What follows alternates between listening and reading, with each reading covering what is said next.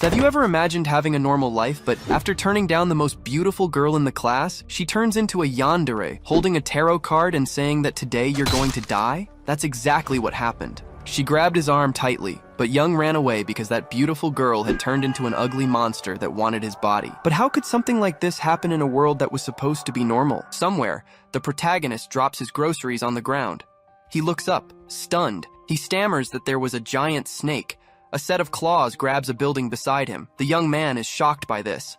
He now sees the face of a dragon. He turns to run, screaming in fear, until he bumps into someone. The protagonist looks up in surprise. The shadowy figure with two swords on his back says that it's a dragon, not a snake. Suddenly, the protagonist wakes up. He's breathing heavily as he sits up in his bed. He wonders if it was all just a dream. Then reality hits, and he starts to feel a chill in his body. The young man turns up the thermostat. He then walks through his house and into the kitchen. He prepares a bowl with the last of his rice, only to realize there's none left. He throws the empty rice bag away. Then he goes to the bathroom. Youngjin thinks he'll have to eat something later. Outside, he walks with a bag of rice until he notices something on the street. A dog was rummaging through his trash. The protagonist feels a sense of unease. He throws his rice away in the trash can, but then looks over at the dog. He goes into a convenience store where he was going to buy his food. He notices something on the shelf. He sees dog food up there. The protagonist considers it, thinking it's too expensive. But then he approaches the dog with the food. The little dog eats, and the protagonist tells him he's a good boy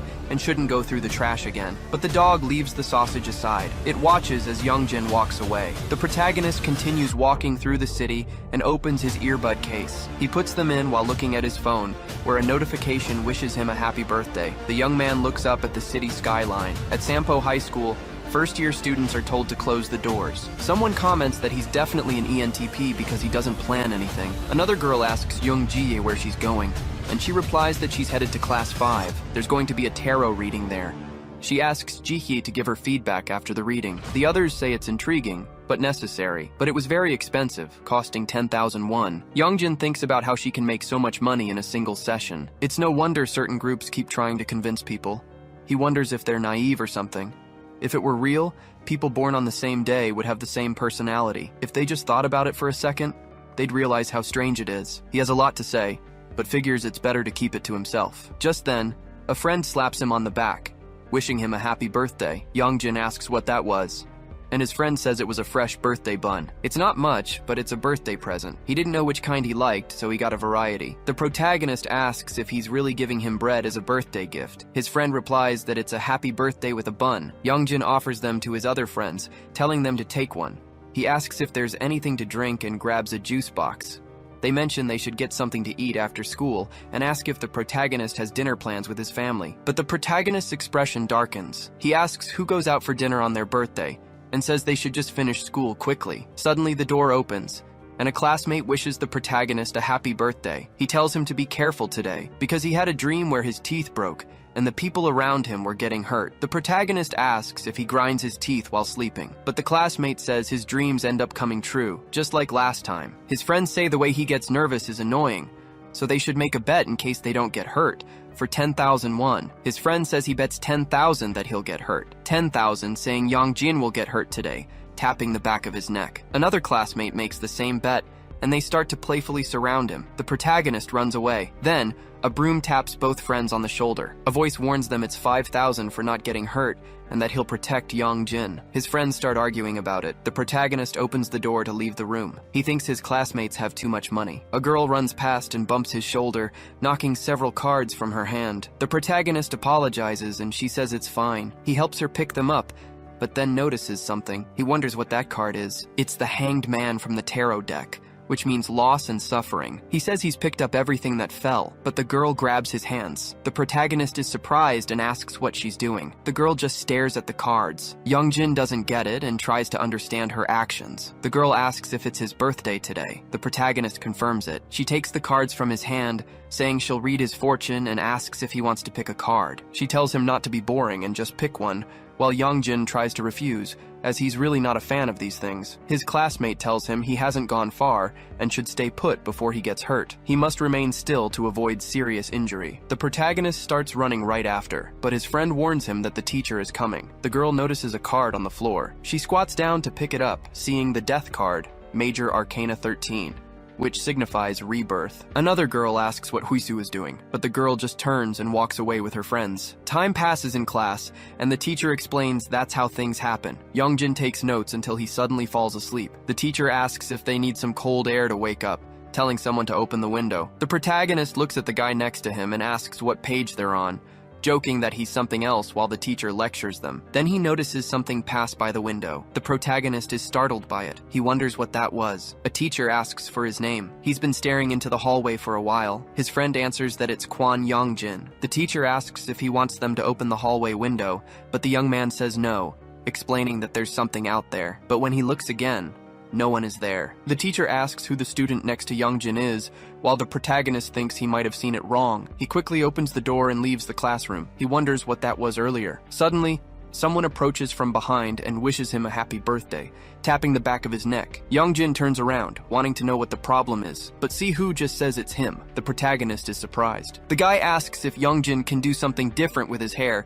because he doesn't want to pretend he knows him. Youngjin thinks he's obnoxious, and Sihu gets annoyed. He asks what's with that look, as if he offended him in his thoughts. But that person must think he doesn't know. Just then, Huisu pulls the protagonist back. She asks who he is and what he's doing with her boyfriend. Both of them are completely stunned by this. Sihu asks them about it, wanting to know if Youngjin is her boyfriend. He asks if it's some kind of joke, but the girl denies it. The protagonist thinks it's the girl from earlier. Sihu asks if this is serious because it's ridiculous, and the girl retorts that the only ridiculous thing is his attitude. The guy gets angry and asks what he's supposed to do against a girl. He taps the protagonist's shoulder while apologizing, because now he has a girlfriend.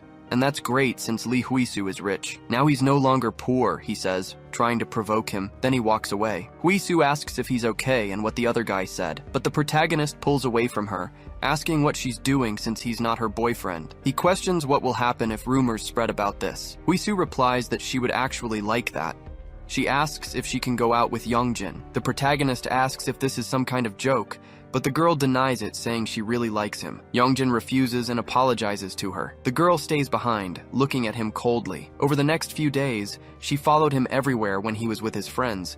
She even gave him a strawberry juice box with cute notes on it. His friend tells him to just spit it out because he can't hide it anymore.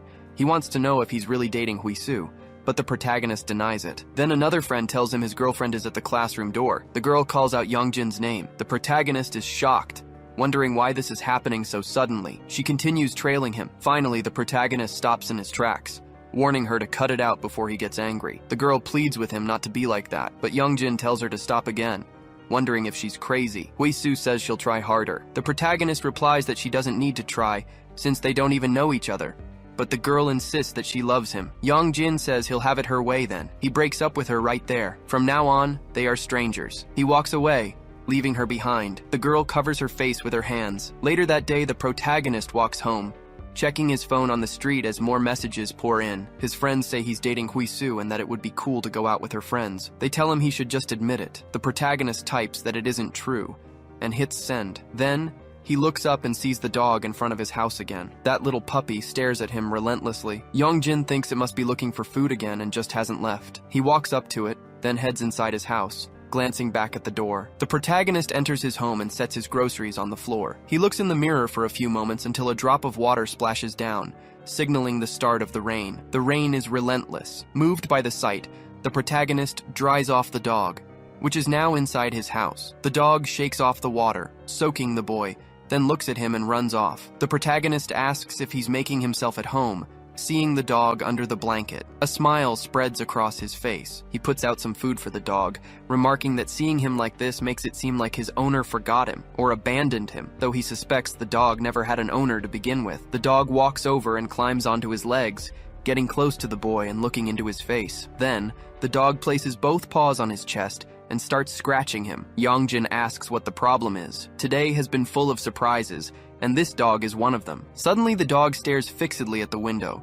The protagonist notices a silhouette. His dog starts barking. The boy asks what's wrong now and tries to quiet him down. Then, someone knocks on the door. Thinking no one should be visiting at this hour, he walks to the door and looks through the peephole. The girl says it's her, startling the protagonist. Youngjin asks who it is, and she keeps answering. She repeats the protagonist's question, finally answering that it's Huisu. Yongjin opens the door to find the girl completely soaked. He asks how she found this place. She says it's the concept of a girlfriend coming back after being rejected by her boyfriend. The protagonist gets annoyed, but his expression shifts to surprise when he sees she's drenched to the bone. He closes the door and tells her to wait a minute. He tosses her a towel, telling her to use it, holding an umbrella in his hand. Outside, she asks to share the umbrella because it's freezing. Instead, the protagonist takes off his coat and tells her to put it on. He demands to know how she knew where he lives. The girl admits she followed him. The protagonist asks if she's crazy. She followed him all the way home? He wants to know why she's doing this to him. She needs to stop acting weird and say what she wants. The girl asks if he'll give it to her if she tells him. The protagonist says he'll listen. Huisu replies that she wants him,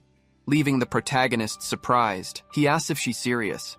He tells her to go home, wondering if he looks easy to her. The girl asks if he wants money. The protagonist turns around, irritated, but then she offers 100,000 won per hour to go out with him. The boy asks if this is some bad joke. A student would never have that kind of money, but she replies that she does, showing a bank account with 11 million won. The protagonist wonders if this is real. He tells her she's crazy and asks if her parents know about this. The girl sends him the money. The protagonist questions his own sanity. She makes it seem so easy. No matter what, it's weird. He says they'll do this until the bus arrives and they won't act like strangers. The girl asks if he's worried about rumors. She suggests they could do it without money since Yongjin doesn't have parents. It was a secret among his friends, she adds, saying he has to treat her well. The protagonist is stunned. The girl offers her hand, saying it's very cold. He thinks about it for a moment, then clenches his fist. He tells her to get lost. He's sending the money back. He thinks she went crazy for a second and tells her to take the umbrella and go to school. Huisu says she hates girls and hates money and that pretending was too expensive. She adds that he is a boy who will soon be in danger. The protagonist asks what she means. She says it's going to happen today, pulling out a card. Her tarot never lies. He's in danger today. The protagonist tells her to get a grip. Suddenly, the girl screams at him to get a grip. She finds it frustrating that all he has is this empty body, yet he's still so proud. Yongjin can't understand what she's saying and gets annoyed, calling her crazy. The girl insists he's in danger today and that he must give his body to her. She grabs his arm and pulls him close. His umbrella drops to the ground. Then, she tackles him. Yongjin asks what she's doing, but he feels immense pain in his arm. Then he realizes it. The thing holding him now is a monster. A monstrous voice calls out Yongjin's name, asking if her hands were cold. The protagonist is terrified. The creature says it's because he didn't hold them fast enough. Yongjin wonders what this is. Maybe special effects makeup? But then he realizes something. Huisu is still there. The creature says it will ask one more time. It wants to know if he will give up his body. He must answer yes or no. It gives him 3 seconds, starting the countdown immediately. The protagonist stares ahead as she counts 2. When she hits 3, he bolts. The monster chases him using Huisu's legs. The protagonist wonders what kind of nightmare this is. The monster prepares a strike, calling out for Kwon Yongjin. It smashes the ground, forcing the boy to jump. Yongjin is about to fall, but the monster grabs him, saying it caught what it wanted. However, the monster collapses because of Huisu's legs, dropping the protagonist to the ground. Yongjin stands up, his back aching. That hurt a lot. The monster starts moving using its arms, then scrambles after him. The protagonist realizes this is definitely not a dream. If he gets caught, he's in grave danger. He spots an alleyway and dives in, panting heavily, trying to catch his breath. He looks back, seeing only darkness. The alley is narrow. She shouldn't be able to fit. He sits on the ground. Suddenly, the monster's voice asks if he thought she couldn't make it, moving its hand toward him. Yongjin is startled. The monster says it's disappointing because he's so skinny. The protagonist tries to stand but can't. His legs won't move. The monster touches his head, calling him pitiful, living in a dirty basement, hiding it from his friends. He's miserable. The protagonist decides to scream for help, but this time, there is no answer. The monster tells Yongjin to look around. There's no one to save him. He should just give up. There's no need to fight for his life.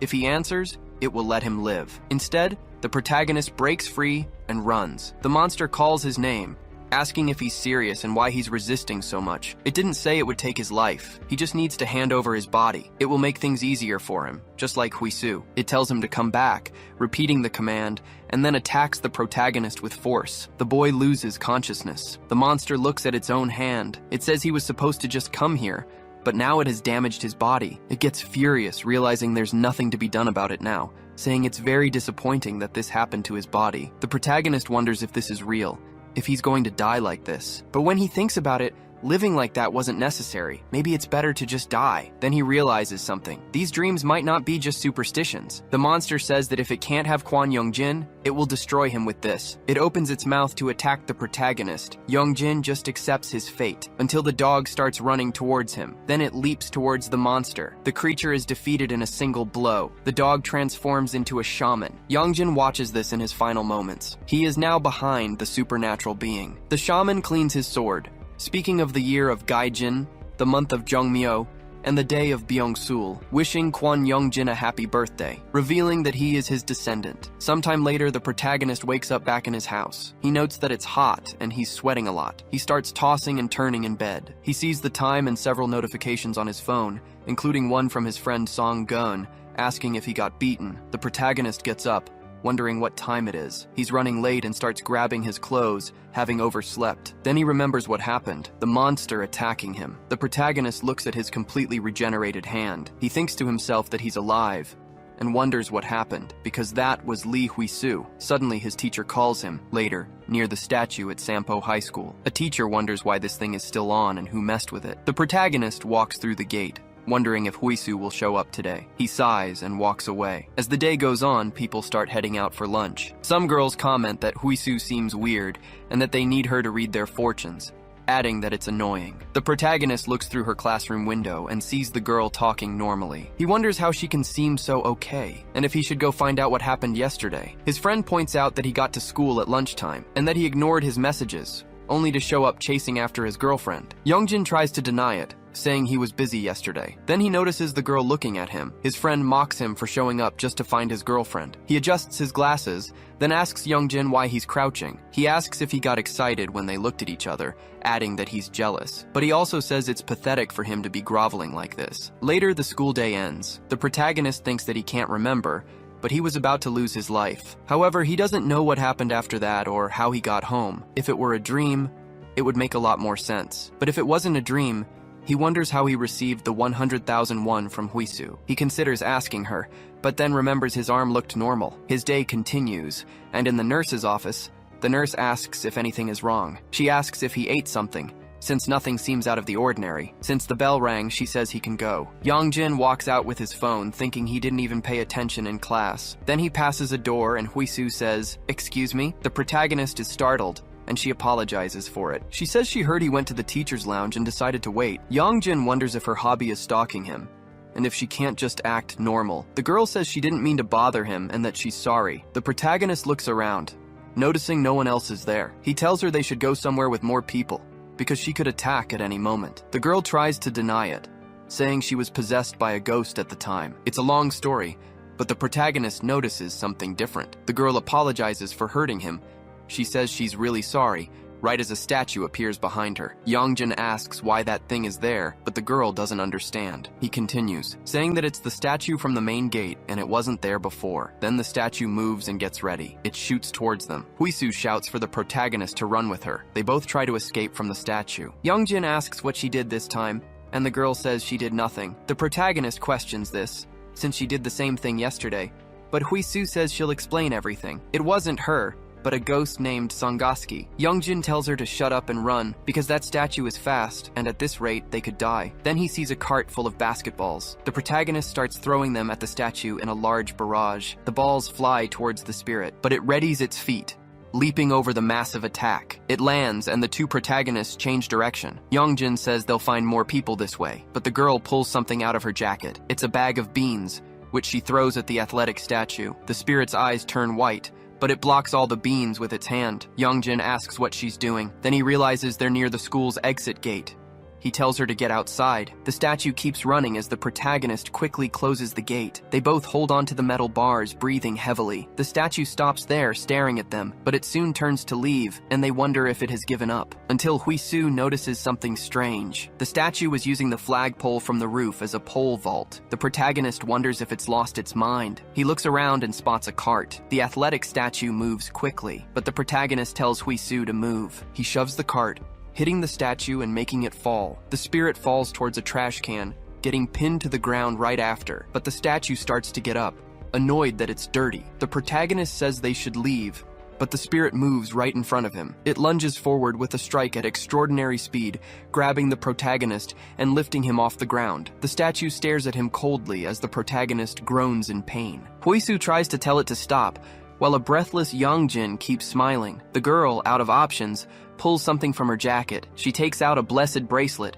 She gets the spirit's attention, and it glares coldly at her. Huisu then throws the beads, which begin to shatter. They hit the monster's face in a blast of light, making it let go of Yongjin. The monster puts its hands on its face. Huisu asks if Yongjin is okay, but the protagonist says no, so they walk away from there. In a shed full of junk, the girl lights a lighter, and Yongjin comments that she should have used that earlier. Then he notices something and asks what she's lighting. The girl says it's incense. The protagonist asks what she's doing, and she replies that it's a ritual. She was pulling all these things out of her pocket. Then she tears several pieces of cloth. The girl ties it to his wrist, saying it will protect him for now and that he shouldn't remove it until midnight. Yongjin stares coldly at the bracelet. He tells her she's weird, and that she must know it. The girl says she knows it seems that way, but she didn't do anything. She asks if they can talk after school, but the protagonist quickly refuses. He says that even if she was possessed yesterday and today was just a coincidence, it doesn't matter. The fact is, ever since he got involved with her, strange things have been happening. The girl tries to argue it's not her fault,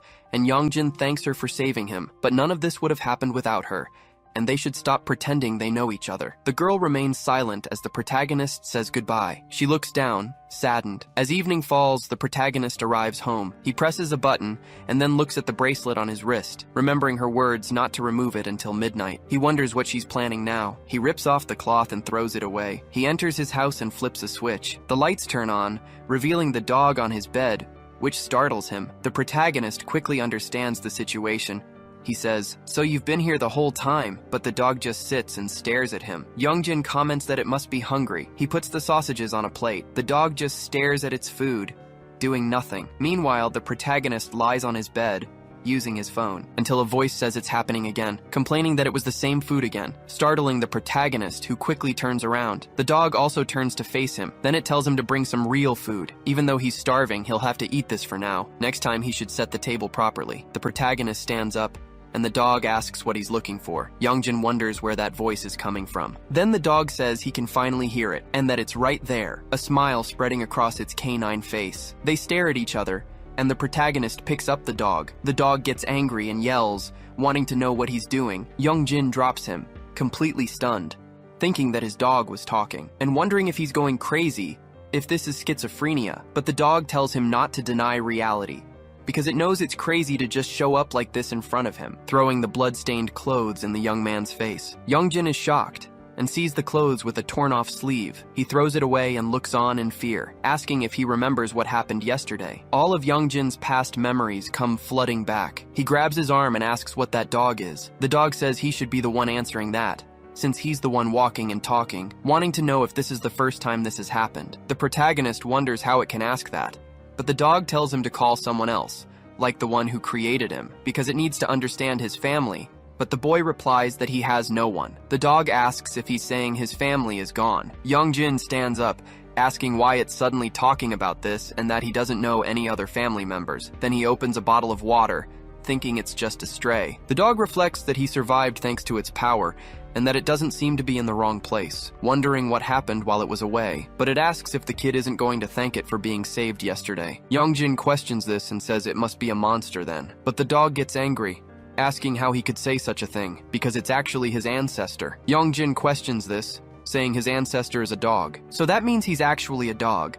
But the animal replies that he's an imbecile, because it's not a dog, and Yongjin tells it to look in the mirror. The dog says it's not this dog talking, but that he can hear its voice, and the protagonist asks why its mouth is moving. His ancestor replies that it's in this body now. If it were in a human body, it could do different things, and that it's not a dog, getting mad at being called a ghost. But Yongjin asks what it wants from him, because he has no money for an ancestral ritual or a Buddha statue. If it needs help, it should look for another descendant. The dog starts pacing back and forth on the protagonist's bed. Yongjin points out where the bathroom is, but the dog stops pacing, wondering if its family no longer serves it. Yongjin asks what family, since he has no relatives left. Then the dog replies that it has decided. From now on, it would help him. Yongjin asks if it's going to stay here, and the dog asks where else it would go, but the protagonist tells it to get out. The dog says that even after saving this bastard's life, he still treats it like this. While Youngjin replies that he appreciates it, but it has to leave,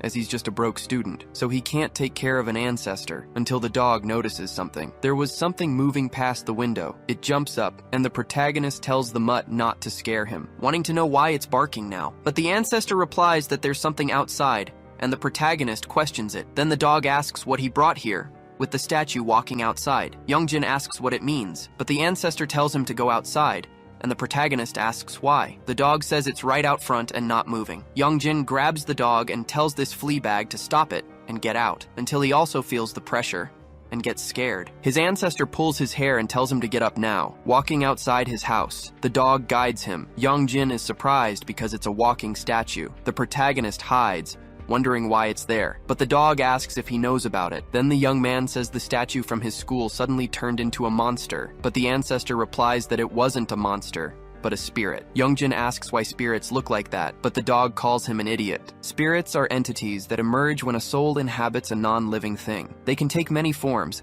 and they exist in lands with countless other spirits. You should think of them as a part of nature. The protagonist repeats the phrase, saying it sounds like a legend. But the ancestor asks why it was angry with him, since spirits are usually gentle and hard to provoke. Youngjin remembers earlier when he threw it in the trash can. Then he denies it, saying he was attacked first, until his ancestor tells him to look ahead. The spirit shatters the glass with a punch. Youngjin is thrown back and tries to get up, saying the door has been completely destroyed, but the dog asks what he's doing, telling him they need to get out of there fast. The spirit turns around, annoyed. The protagonist looks at the ghost, but the dog tells him to hurry, while Youngjin asks what it's talking about. His ancestor says he must leave and obey its orders. Youngjin starts running, terrified. As he looks back, he remembers the words that it is his ancestor, wondering what that thing was. The dog calls the spirit a bastard, asking how it dares to do this without knowing who it's messing with and releasing its spiritual power. Then it opens its mouth and starts barking cutely. The spirit hits it and throws it far away. The dog starts rolling down the street, then runs after the protagonist. Youngjin turns around and asks what's going on. His dog asks why he's still here, and the protagonist replies that it's been less than 10 seconds since he started running, questioning if it was really the one who saved him yesterday and if it can really do this, but the dog gets irritated, asking if he's really mocking it right now. But the spirit grabs the protagonist. Youngjin thinks he's been caught again as the monster takes off his jacket, throwing the young man to the ground while it stares at his clothes. His ancestor tells him to get up and hurry, but the spirit puts on the jacket and gets ready. The protagonist notices something strange. The statue gets into a runner's stance, ready to sprint. Youngjin and the dog look back as the monster approaches, until some inscriptions fill the area and the monster is thrown back, realizing it's because of Huisu and her music box. The protagonist is surprised to see her. The girl was playing an ancient Buddhist sutra, and this makes the spirit catch on fire. Youngjin wonders what the hell is going on, complaining that his jacket is now on fire. The girl stares at the monster warily, and the ancestor asks if she's the one who did this. Then the spirit gets up and starts walking, even while on fire. Its face is melting, which frightens Huisu. The girl starts backing away, but the spirit instantly appears, ready to punch her. Youngjin moves from his spot and shoves the girl aside with his shoulder, falling next to her while complaining about the pain. The girl looks back and sees the spirit almost destroying her music box. The ghost takes a deep breath and rips a piece of asphalt from the street, compressing it and preparing to throw it at the protagonists. They are both completely shocked by this. Then Youngjin yells to watch out for the projectiles. Some rocks hit Huisu, and others hit him, causing minor wounds and scratches. But the protagonist is surprised when a cloud of dust erupts. He gets up, crawling, and then calls out to Huisu, complaining about the pain in his arm. But the spirit approaches once again. The protagonist turns his attention to it, surprised by the sound of a lighter next to him. He asks Huisu what she's doing, telling her she needs to run. He keeps shouting for her attention, but the moment is short-lived, as the spirit appears behind her with a car in its hands. Youngjin runs without thinking, remembering his ancestor told them to get out. Then he begs to be able to help, screaming his ancestor's name while facing the schizophrenic bald man. In his final moments, Youngjin thinks he's about to lose his life, but he appears in a completely different place. He looks at the ground in surprise, then turns to look around him, wondering if he had lost his life, but he wants to know what this place is and where everyone is, shouting Li Huisu's name and his ancestors. He quickly appears behind Youngjin, commenting that he seems a bit desperate. The protagonist turns to call out to him, but the young man notices that his ancestor is in his human form. Youngjin asks who he is and what those clothes are, and his ancestor gets frustrated with the question, wanting to know if he doesn't recognize his voice. Calling him descendant, the protagonist then connects the dots and realizes it was the dog. Youngjin calls out to his ancestor. Then he appears behind the young man, confirming it. Holding his hand, he explains that in the beginning there were 12 gods, and he is one of those gods, the dragon god who rules all dragons. His name was Jin, and he creates a sword for Youngjin to use. Jin says he would lend him his power. Outside, Huisu is surprised as the protagonist moves. Youngjin slashes with his sword, cutting everything in half without a second thought. Before hitting the ground, the young man swings his sword again, slicing the monster in half once more. Huisu calls out to her friend as he falls. Youngjin asks what happened, as the car was split in two, but the ancestor interrupts, telling him to get up before the spirit gets him. Youngjin tries to lift his sword, but complains that it's too heavy. He then notices something.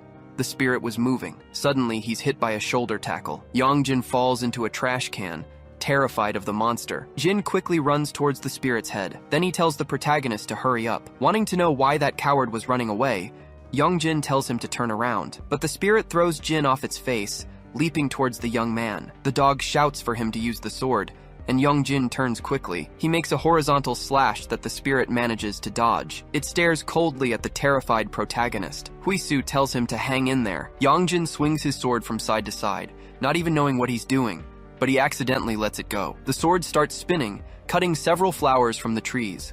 As the monster ran, the petals began to fall. It looks up, remembering something, running as if in a marathon. In its past, when it was still golden, it was being forged by a blacksmith in honor of an athlete. They finish molding the head, making it identical to the man being honored. People comment that the statue looked just like him, and that he's the best athlete in Korea, but they want to know why he's bald. Each falling petal was a memory of people taking pictures and having fun with it, until one day, someone was told to strike a pose. You have to take a picture in front of your own statue, they said. That athlete strikes his running pose. A woman comments that her eldest son is also an athlete and a big fan of his. The spirit looks at all this and starts to cry. Sometime later, they used a crane to remove it from the square, leaving it at a school where it always cried on rainy days. As it runs, the spirit remembers all of this, chasing the boy to a faraway place. But suddenly it stops, and Youngjin falls to the ground. Looking back, the young man tries to shield his head, but the statue runs right past him. Youngjin gets up to see the spirit heading towards the parking lot as if it were a finish line. He looks up happily, imagining himself in that scene. In his imagination, people cheer for him as he crosses the finish line. He had even won a gold medal at the Olympics. There was an autograph session for the athlete's autobiography. In his retirement, he takes pictures with people. The spirit glows as it completes its goal and begins to emanate a light. Youngjin, Jin, and Huisu are completely confused by this, wondering what just happened. Jin comments that it achieved its dream and is now at rest. As he'd said before, spirits aren't dangerous as long as you follow their rules. Youngjin asks what the rules are. Jin replies that it depends on the purpose for which it was created, which is why he asked why it was angry. The protagonist asks if this flea bag was messing with him. On the way home, he comments that his rib is broken, but Jin tells him not to worry. He then turns to Huisu, asking if she's okay. The girl crosses her fingers and bows as she thanks him. Youngjin doesn't understand any of this. Huisu slowly raises her head, asking if he might be Youngjin's ancestor. As the day passes elsewhere, the statue was being repaired by some spirits. They fix the damage to the ground, cars, windows, and even the plants. Back at home, the dog says she can see him and must be a shaman. Huisu denies it, explaining she's actually the daughter of one. Jin repeats this, and Huisu says that last time he saved her from Songaxi, but she fainted and couldn't thank him properly. Youngjin asks if she can hear this mutt, and the girl confirms it. The protagonist sighs, thankful he's not crazy. Jin asks how she knows he's an ancestor, and the girl replies that it's because the two of them look alike. Confused, the protagonist asks what's going on, and Huisu asks if he couldn't see it. Jin replies that it's because his beauty is unparalleled, and women get shy around him. Youngjin holds a mirror in front of him, admitting he really is beautiful. Huisu takes out her phone and says it must be like this. She then calls the protagonist over, showing the phone screen with a filter. But after a few seconds, the filter starts working on Jin. Youngjin is startled, and the ancestor asks what happened. The young man says it must be some kind of bug, but it happens with the other filters, and Huisu even asks him to get closer to Youngjin. The protagonist gets annoyed and starts swinging his arm towards the ancestor. As evening falls, Youngjin checks the time. He asks if she's not leaving, since it's already 9 o'clock. The girl turns, saying she can't. A tired Yongjin questions why. Huisu explains that her mother is possessed by a demon powerful enough to summon Songaxi, and if she goes back home now, it will forcefully possess her again and come after the protagonist, just like Songaxi did. Yongjin questions the reason. Jin replies that it's because of his body. Huisu explains that he is a valuable vessel. Then she stands up, grabs a bowl, and summarizes. Jin is surprised as the girl fills the bowl with water. Huisu explains that this represents a normal person, but she throws the water out, saying that represents the protagonist. There will be many monsters trying to enter this empty vessel in the future. She doesn't know how else to say it. There's no other way.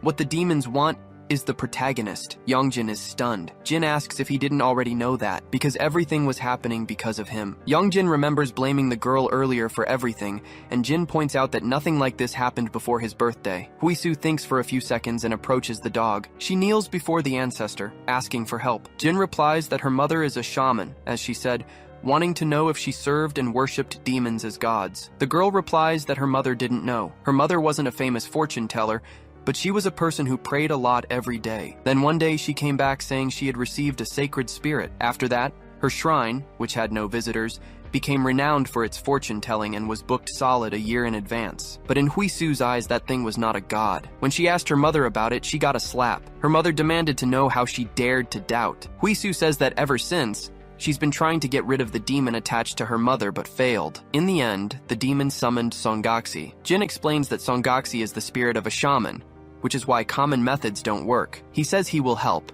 since she is brave and tried to protect Yongjin even at the cost of her own life. He tells the protagonist they are going to help her, surprising Yongjin. Huisu bows several times, thanking them over and over. Since it was late, they decided to sleep. Huisu lies down on a roll of toilet paper, but Yongjin interrupts her. He asks what she's doing, and the girl replies that she's going to sleep. The protagonist asks if she's really going to sleep there, and if she doesn't have any other friends. Huisu says no. Yongjin asks about the girl with the thing on her head who was with her, but Huisu says she was Songaski's friend, not hers. Being an INFJ, she couldn't act friendly, so she tells the protagonist to listen until the end. She asks to sleep at his place, but he refuses. Huisu says she would just sleep, surprising Yongjin. He says she should do it since it's no big deal, and Jin stretches on the bed, asking if they're roommates now. He offers to leave them alone if they want, and Yongjin gets annoyed with the dog. Huisu says she's sorry about that, but asks to borrow some clothes. She said any old piece of clothing would be fine, which annoys Yongjin. As the night goes on, she sleeps on the floor on a futon. The girl starts dreaming about her mother. Huisu had begged for forgiveness, saying she was wrong, but her mother closed the door with a malevolent smile, crying out for her mother while banging on the door, begging to get out of there with all her might. She was scared until she noticed something in the darkness. Songaski materializes, saying hello to Huisu. She asks if she could come in. Jin senses the girl's fear in her nightmares. She was crying but starts to breathe softly. The dog had sat down beside her, so the night passes, and in Huisu's mother's temple, some candles are lit as the woman pounds rice. She stares at it coldly with a grim expression. Then she slams the table, saying that Li Huisu is clueless. She wants to know where she is because when she returns, she'll be locked up. The next day, the protagonist stirs in his bed. He slowly wakes up and checks the time on his phone. Yongjin gets up and walks to the bathroom. He opens the door while yawning, but comes face to face with Huisu. The protagonist quickly closes it. The girl wishes Yongjin a good morning, and Jin remarks that the day has started off well. Later, they continue their day, and Yongjin ties up the trash. Huisu asks where he's going, and the young man explains there's no food in the fridge. The dog is complaining about breakfast, and since the girl is a guest, Jin tells him to eat well before he goes and to make at least 7 meat dishes. Huisu says that if he's going shopping, she can go with him, and the boy just accepts. They go outside and put the trash next to the house. The girl comments that he's a real adult, but the protagonist tries to say that, in fact, he then falls silent, looking at the girl beside him. He remembers telling her that all of this was her fault. Then he starts to feel guilty and ashamed about it. Yongjin stops for a few seconds behind the girl and then gets her attention. He starts to speak but can't, thanks to his embarrassment. He crouches down and says he's very sorry. The girl asks what for, and Yongjin replies that it was for saying all that. It was because of him, and he's very sorry. Besides, she helped, and he's grateful for it, even though it wasn't her business. Huisu says he really is an adult. The protagonist is startled, and the girl asks if that bothers him, because it's actually okay. Even if it wasn't her intention, she made things seem harder, and he's still helping even though it's not his problem. Youngjin replies that he'll do his best, thinking it was his ancestor who helped her. In a market, he starts looking at some lemon candy. He asks why he's buying it, and Huisu says it's for him to eat when his blood sugar is low. She wants to know if he needs anything else. Youngjin replies that he can't buy all of this because he doesn't have the money. The girl says she'll pay and that he shouldn't worry, telling him to grab whatever he wants. The protagonist asks why. Huisu replies that she's rich and even has a black card, but Youngjin says it's still too much. Outside the market, he comments that it's the first time he's ever bought so much food. The girl asks if he knows how to cook, but Youngjin says no, because it might turn out bad. She says that even she couldn't make something taste bad with all these ingredients. Then the protagonist spots a friend of his walking nearby. The guy says she's not coming until he notices the two of them. He says it's Kwon Youngjin's girlfriend. Huisu smiles and talks to him. Elsewhere, Youngjin wonders why Jaeol is there. Besides, he had left Huisu, but she would come alone. On his phone, Jaeol sends a message to their group of friends. He tells them he saw Youngjin's girlfriend and even talked to her. The protagonist keeps walking as a shadow pursues him. Just as it's about to touch him, a soccer ball hits Youngjin in the head. The protagonist turns around angrily, yelling that he's a piece of shit. But it was a short boy with dark circles under his eyes. Youngjin asks if he threw that, but the boy just tells him to be careful. The protagonist says he's not the one who needs to be careful. Some little kids comment that it was dangerous and that their older brother shouldn't get mad. Then they walk away, saying goodbye and telling their Hyung to be careful. The protagonist thinks they're annoying kids, while the boy with the dark circles stares at him. Youngjin wonders what the hell that was. Back at the market, Huisu notices the protagonist has left. She looks at her phone as a shadow lurks nearby. Back at home, Jin is sleeping on the protagonist's bed. Hearing the doorbell, he comments that he's back, but he notices that he came alone and asks where Huisu is. Youngjin replies that the girl will be here shortly, but 15 minutes pass, and he tries to call her. However, Huisu doesn't answer the phone. Youngjin wonders what happened, then quickly opens the door. He walks down the street until he turns in another direction, coming face to face with the girl standing there. Youngjin runs towards her, and Huisu just calls his name. She asks where he's been, and Youngjin apologizes. He thought it would be awkward to run into Jaeol, and she asks who that is. Youngjin replies that it was his friend with the glasses. Huisu asks if he was the mean boy, but the protagonist says he's not like that. Then he notices something. The girl was smiling without a soul. Her shirt also had strange writing on it, and Youngjin quickly realizes. He approaches and asks who she is, but the girl's face begins to fragment, and an old man emerges from within. He replies that he is grandfather Mang Tai, startling the protagonist. Jin runs, calling for his descendant, but he had already disappeared. The dog wonders how he lost him. He's searching around when a voice says that this body suits him well. Jin lifts his head and turns around as the young man questions what it's like to live like a dog. The dog refers to the boy as Your Excellency. That boy says it's been a long time since he last saw Jin. Then the dog notices his body. He asks what happened in this case. The boy gives an annoyed smile and asks if he really doesn't know, or if he's just messing with him. Jin is a bit confused, and the boy asks how he broke the seal. The dog replies that he doesn't know, but he wonders if maybe one of his kind rebelled against them and broke it, or perhaps the celestial god did. However, the boy pulls out a fan, throwing it at the dog. Piercing gusts of wind attack Jin, turning to ice afterward. He takes his dragon god form to avoid the blow. It only hits a part of his shoulder. The boy says he can break him and seal him once more, especially now when he alone is enough to defeat him. Jin asks if he can ask one thing. He transforms back into a dog and wants to know if he was the one who messed with his body. The boy is silent for a few seconds, but then smiles. He taps the fan in his hand, shattering the ice. He puts the weapon away and asks why he doesn't ask the celestial god. Thinking like that is a new one for him too. Jin asks why he sealed him, and if it was because he was afraid of him. But the boy replies that he's an idiot, and the dog questions this. He says he's leaving after saying what he wanted and will let it slide this time. However, this wasn't the time for that. Remembering what had happened, those children start calling for the little dog, approaching quickly. They ask if he's looking for the brother in black clothes with messy hair, because they can find him. In a room full of seals, someone sharpens their knife, humming about a good child, and thus waking Youngjin. Mang Tai adds that he should have a rice cake. Youngjin wonders what happened and where he is. Mang Tai continues singing that the tiger will get the child because she was naughty and would be taken far away. The protagonist gets scared and starts trying to escape, until someone calls his name. Yongjin turns around and finds Huisu crying her eyes out. The protagonist says she's been caught too, but Grandpa Mengtae throws salt on both of them, singing about how he'd deal with them. Huisu says he's going to punish them like this and that she's heard this song 4 times. Then Yongjin notices there's salt inside the wooden box he's trapped in. He falls flat on his face, muttering about his clothes.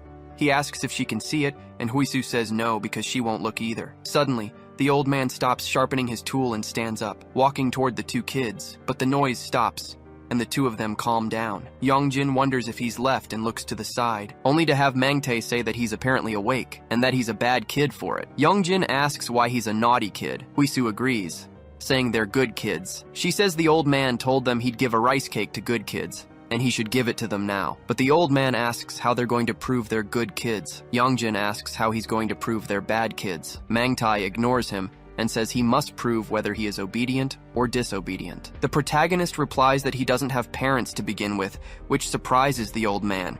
He says it's outrageous that he dared to deny his own parents. In that case, they'll face a severe punishment. Huisu adds that he really doesn't have parents. Mengtae replies that she'll face the same punishment too, and the boy remarks that it seems to be the only option. The old man continues, saying that denying your parents is no different from doing them a great evil, and that it's a terrible act, but the protagonist replies that they've already passed away. The old man stops and points at Huisu, saying, she must be very disobedient then, because her mother prayed to him every night, asking him to take her away, because she's a naughty child. Huisu realizes it's because of her mother. A noise starts up, getting Mengtae's attention. He tells the 2 to wait there in silence, and then leaves. The 2 get up and start looking around. The girl remarks that this is his sanctuary. Yongjin says they're in real trouble now, and the girl asks why, since they plan to come here anyway. The protagonist asks what they can do on their own, and the girl replies that he can use the sword. She asks if it doesn't appear when he moves his hand, like last time, so they decide to leave. Yongjin says if they go through the front door, they'll run into the old man, but Huisu points to a back door. They start walking, and the protagonist enters a Buddhist temple. He asks what all of this is as the girl calls to her friend. She asks if he wants to at least wear those clothes since it's hard to walk like this. They both change clothes quickly, giving each other some privacy, keeping their distance from one another. Yongjin finishes getting dressed and asks where his clothes are, saying he can't leave wearing this. Huisu says she'll pay for the taxi. If they go out that way, they'll be in the backyard. Then the protagonist notices something in the window. He says someone is there, and the girl looks too. The door opens quickly, and the 2 of them hide in a wooden box. Outside, the entire sanctuary was silent. Yongjin asks why everything is so quiet, but he opens the door and comes face to face with Huisu's mother staring at him. He quickly shuts it and says he was terrified. The mother opens their door, revealing where the 2 were hiding. Huisu calls out to her mother, but the woman grabs her daughter forcefully and drags her outside. She throws her on the ground, saying she should have let her know she was coming. Besides, her mother was very worried about her. Then she looks coldly at the box, asking if she brought a friend. Yongjin gets out and says he has urgent business at home, so he needs to go. He says he'll visit her next time and mentions he doesn't know the way, so Huisu should show him the way out. The mother smiles, and Yongjin starts walking with her. The woman whistles, scaring the protagonist. She says that when you see your friend's parents, you should greet them first. Yongjin gets scared and looks down to see a hand grabbing his leg, with several more doing the same thing. The mother says it's rude. She asks if he wasn't taught any manners at home as those hands begin to touch Yongjin, but he doesn't need to visit again, since they're never leaving this place. The hands trap both of them, but Mengtae asks who the hell she is. The shaman says that since the old geezer is done, he can leave. Mengtae looks at the children being trapped and closes his eyes. He says he understands,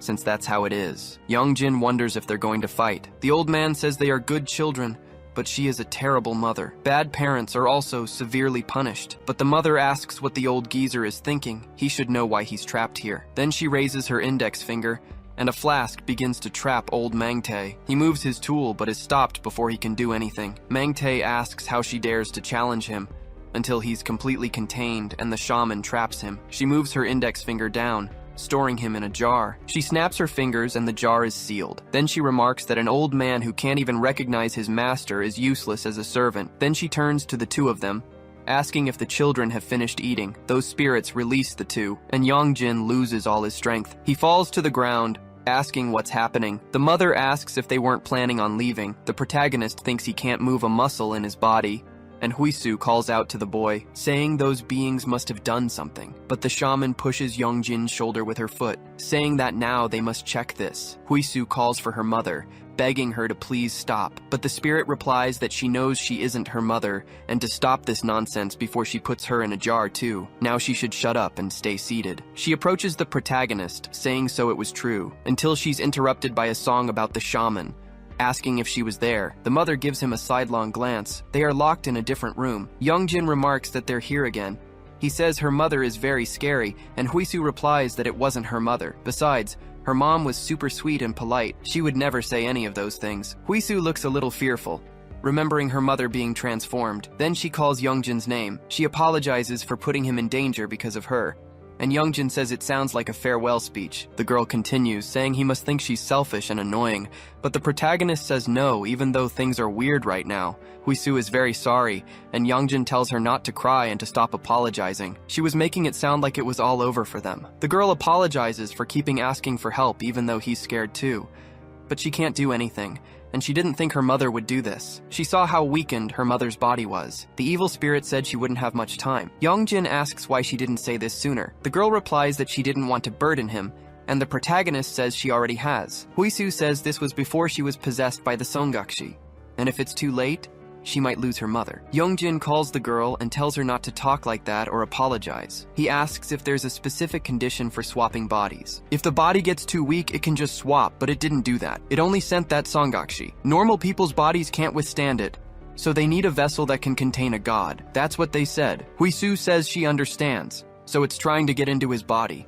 It could be because his bloodline is connected to the gods, and his family has been shamans for generations. The protagonist remarks that it's hard to even move his fingers to escape, but he notices something different. He can close his hand. Then he says he's getting his strength back, and the girl should try to move too. Huisu says she still can't, but the protagonist sits up on the floor. He tells her to hold his shoulder, and the girl does so. Yongjin moves back and forth 3 times, but he only manages to move a little, and he comments that she always disappoints him. She's gotten her strength back, so she should stop being lazy and get up. Jin appears behind them, wondering if this was some kind of sleeping arrangement. The girl calls for the ancestor as she walks out the door. Behind him, the children were holding Yongjin's sword, waving hello to their big brother. A child moves the sword up and down, saying they should go. Then, he hurls it towards the protagonist. Yongjin moves to catch his sword, but its weight slams it to the ground. He groans in exhaustion as the children ask what happened, unable to keep up. He wonders what this place is, while the protagonist questions how the child could throw something so heavy. A spirit calls out to Huisu,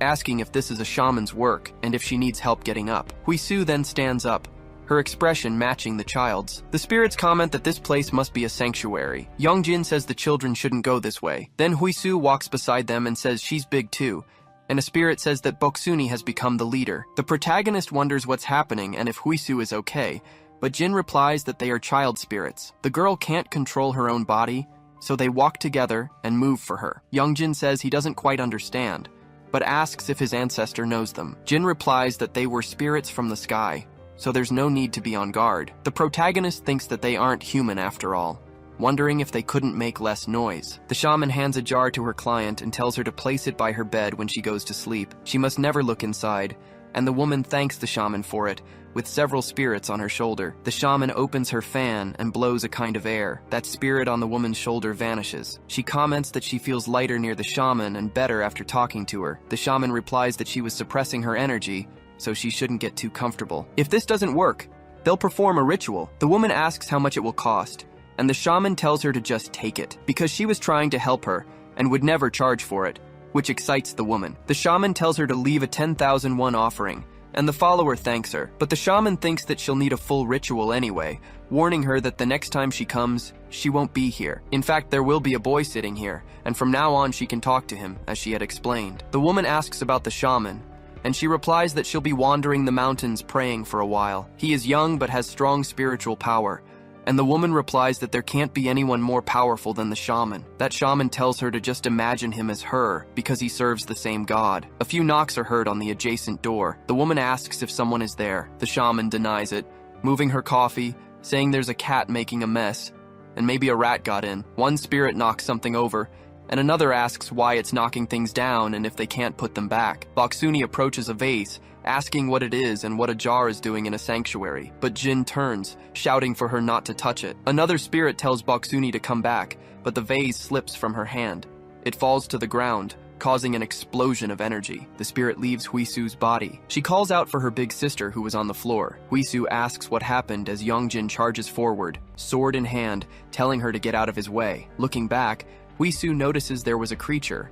She turns in fear, but the protagonist swings his sword, defeating the spirit with a single throw. The sword is embedded in the wall, and the spirits begin to celebrate the victory. Yongjin was tired from carrying that weight. The shaman appears in the room and says there were many intruders crawling around. She asks if Kwan Yongjin has recovered yet. Then she laughs with delight, as a body to house a god was practically perfect. He should be proud of it, even if he is a fool. The protagonist is surprised as the shaman looks back, whistling for her spirits to move over. One of the spirits asks if she's trying to mess with the children again, because it won't let that happen, blocking the command. The shaman laughs, and the spirit says she did something very bad. It's always the shamans with weak spiritual power who do things like this, questioning the fate of the other children. The shaman makes a disdainful expression, but that woman calls out to her, questioning what that was and turning in fear, looking at the protagonist next. The pot in her hands begins to crack, and the spirit lunges toward Yongjin, saying that his body would be its, but it's neutralized immediately after. The shaman asks how he dares to do that and questions why it would be his,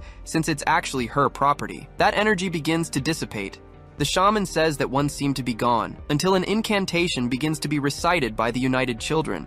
The woman says they are up to all sorts of things, but do they really think something like this can stop her? She takes out one of her hairpins and activates her power with a gesture. Her being is resentment itself. Manifested from inner oblivion, it forms an icy script on the floor. The creature says that they, young companions, were born in a field of flowers. She is not a being they can contain so easily. In the resentment and vengeance that curses this world, that was what she was, making everyone there feel the power of the spell. The shaman walks, saying it was no use believing in a god anyway. The child had asked about the fate of the others. The shaman gives a sinister laugh, revealing the terrible truth about her actions. Her spell begins to expand and hit the children there. The child's spirits start screaming for them to look. The spirits she used were merging into a monster, becoming something terrifying. The shaman keeps whistling to control the monster.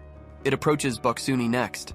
Another child comments that they are spirits of the unborn who become evil spirits. They can't become flowers, nor child spirits, nor see their parents again. Boksuni cries, saying it breaks her little heart. Then she yells for them to pull themselves together, as they need to visit their mothers. The shaman says it was quite a show and starts to draw more energy. The spirits begin to attack Boksuni, and her brother questions if she thinks she'll get away with all this, because she will be defeated quickly when his big brother gets there. The shaman laughs, telling him to call him then, because whoever comes, she'll stop them just the same. That spirit asks how she dares, before its vision fades completely. The shaman continues walking toward the protagonist, and says that now the distractions are gone, questioning if she should continue where she left off. With this, she will become something greater than a god. Touching the protagonist's forehead, but a knife flies in and stops her touch, hitting the temple wall and surprising the shaman. Jin says she was funny, and asks how a mere shaman dares to speak of the gods so irreverently. The shaman wonders how he was resisting this. Then she says she understood, and he was no ordinary opponent. Jin says she must have lost her divine powers, since she can't even see him. The shaman asks who he was. Then the ancestor continues to condense his energy to materialize, reaching his human form and warning that he is a real god. Everyone in the room is surprised by Jin's power. Energy begins to fill the place and illuminates the faces of Yongjin and Huisu. The shaman asks if he was a god, and Jin questions if she had finally seen him. The shaman breaks into a smile and starts to laugh out loud, saying he was a cute thing and should stay out of this if he doesn't want to be defeated. Seeing his clothes, he must be a low-ranking noble lord. Yongjin wonders why he's just standing there, but Jin looks at the protagonist at that moment. The shaman asks where he is looking.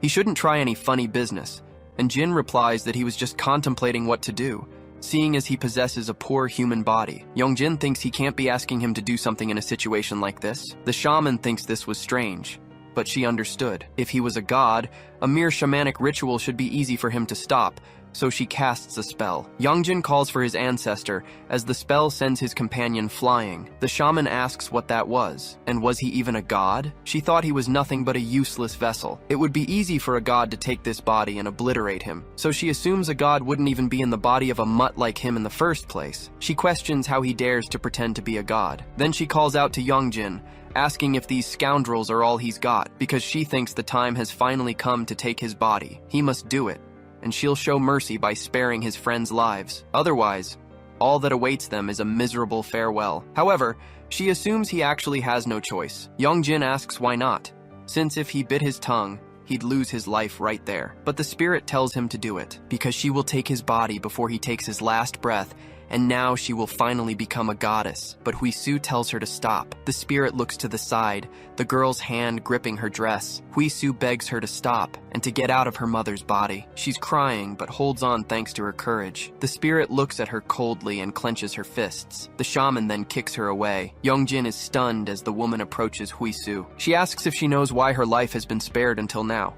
It was only because she was useful. But seeing as she's no longer useful now, she should just take her life, since she'll be sending her mother there soon too. Youngjin tries to move to save his friend. Huisu apologizes to the protagonist. The protagonist is frozen as the girl closes her eyes. He screams for his friend as the spirit's power moves to its hand. In the past, Huisu calls out to her mother, who handed her a bracelet made of peach seeds. Lots of kids wear bracelets these days, she says, asking her to wear this one. But Huisu says it's big and not cute at all, even calling it weird. Her mother says it will keep the spirits away. Huisu replies that she's starting with that talk again, and she doesn't want it. The other kids already make fun of her enough for being a shaman's daughter if they see her with this, so she needs to stop putting talismans in her bag. The other day, one fell on the classroom floor when she grabbed a book. Her mother says she was just worried, and Huisu asks what she'll do if she gets bullied. The other parents don't do weird things, and their kids are fine, so she asks why she has to do this, since it's something she hates. Her mother then asks, how about this talisman? She opens her arms as Huisu says she doesn't want any. The woman says she's a mother talisman. Wherever you are, whenever you need me, just call for your mommy, because I'll come running to hug you.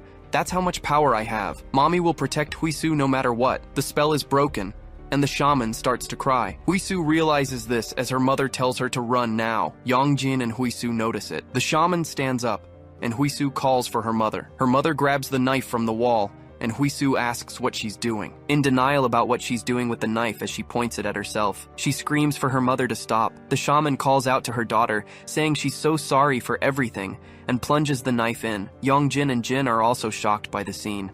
The girl trembles in fear at the sight. Blood begins to splatter on the floor from the shaman's body. Huisu breaks free from the spell, calling out for her mother. The woman then falls to the ground. Huisu turns her mother over, trying to call to her, asking why she did it, pleading for her mother to look at her. The protagonist remembers the girl asking for his help too, with the scene of her begging for her mother right in front of him now. All of these events were happening because of Youngjin. This was all his fault. With these spirits wanting him, everything was his fault. He should never have been born, because he's the reason he lost his parents. He's no different from the evil spirit on the day of the accident. That scene of his parents right after. The shaman's sword comes out of the wall. The spirit begins to leave Huisu's mother's body, saying that this crazy woman dared to do this to its vessel. The girl cries out, screaming at the spirit. The demon summons a weapon, saying they were all scoundrels, so it's going to take the daughter's life too. However, its arm is severed in a split second it can't even perceive. The materialized blade goes flying and clatters to the floor, along with its arm, as the spirit asks what that was. It turns fearfully toward the protagonist. Youngjin was wielding his shaman's blade, shrouded in draconic energy, but this time, his eyes were black and red. Jin shakes his head and wonders if it will work. The spirit questions what the hell this is and if everyone has gone insane, demanding to know how he dares. But the protagonist vanishes into the clouds, appearing behind it with his blade. A slash is made, and the spirit narrowly dodges. It retreats in fear as its bead necklace is shattered, wondering how that just happened and how he broke free from its spell. How could a mere human have so much power? It then tries to breathe to summon its spirits. The children are freed by this and ask if Boksuni is okay. She replies that she is, but more importantly, they need to help Huisu's mother. The spirits begin to reconstruct the demon's arm, forming a monstrous limb as Youngjin leaps, moving with the sword. The demon materializes a staff, calling him a brat. It then tries to match Yongjin's power, but the monster was being pushed back by the immense draconic power emanating from him. Yongjin keeps striking back, attacking without stopping, not even giving it a chance to breathe. Then he makes a perfect cut, splitting the demon's weapon in half. Yongjin quickly moves his sword to change his stance, slamming it into the ground and shattering the monstrous arm it had rebuilt. The demon screams in pain, terrified of his absolute power. Yongjin just moves his sword again, severing the arm from the body. The demon retreats and questions what he is, because earlier, a weak spell was enough to make him spit blood. It knew he was something special, but he is nothing more than a mere mortal. Yongjin just smirks, showing how weak the demon was. The child spirits stop healing Huisu's mother. Yongjin moves his sword again and runs toward the demon. It grows fearful of his advance and looks to its side. Seeing a jar with a spirit, it then throws it at him. The protagonist moves his sword and cuts the jar in half without a second thought.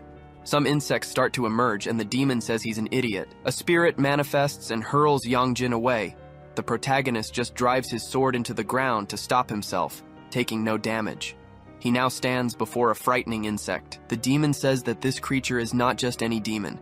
It was made from malicious curses, so it doubts he can get rid of it easily. The children scream that it's grotesque and wonder what it is. Huisu looks at the protagonist with fear. The demon thinks that attack was stronger than it expected, and that it needs to return to a human body. So it will use the body of that woman who came to the temple. Besides, it doubts he would attack a fellow human without hesitation. The demon begins to transfer its consciousness to the woman, but the demon made of curses has half its body thrown against the wall. The demon looks back, seeing that with just one move, Yongjin split its creature in half. The protagonist maintains his cold gaze looking at it, but the demon starts to laugh, saying he's a fool for that. Since it won't die even if he cuts off its head, it will simply grow back. It orders them to make sure this child stays alive and just tie him up. To become a god, it needs that human body, but Yongjin's laughter overpowers it, along with the creature's agonized screams that fill the place. The demon turns to see its fellow creature being devoured by the dragon's energy. Yongjin stood still as that demon was destroyed. The main demon is incredulous,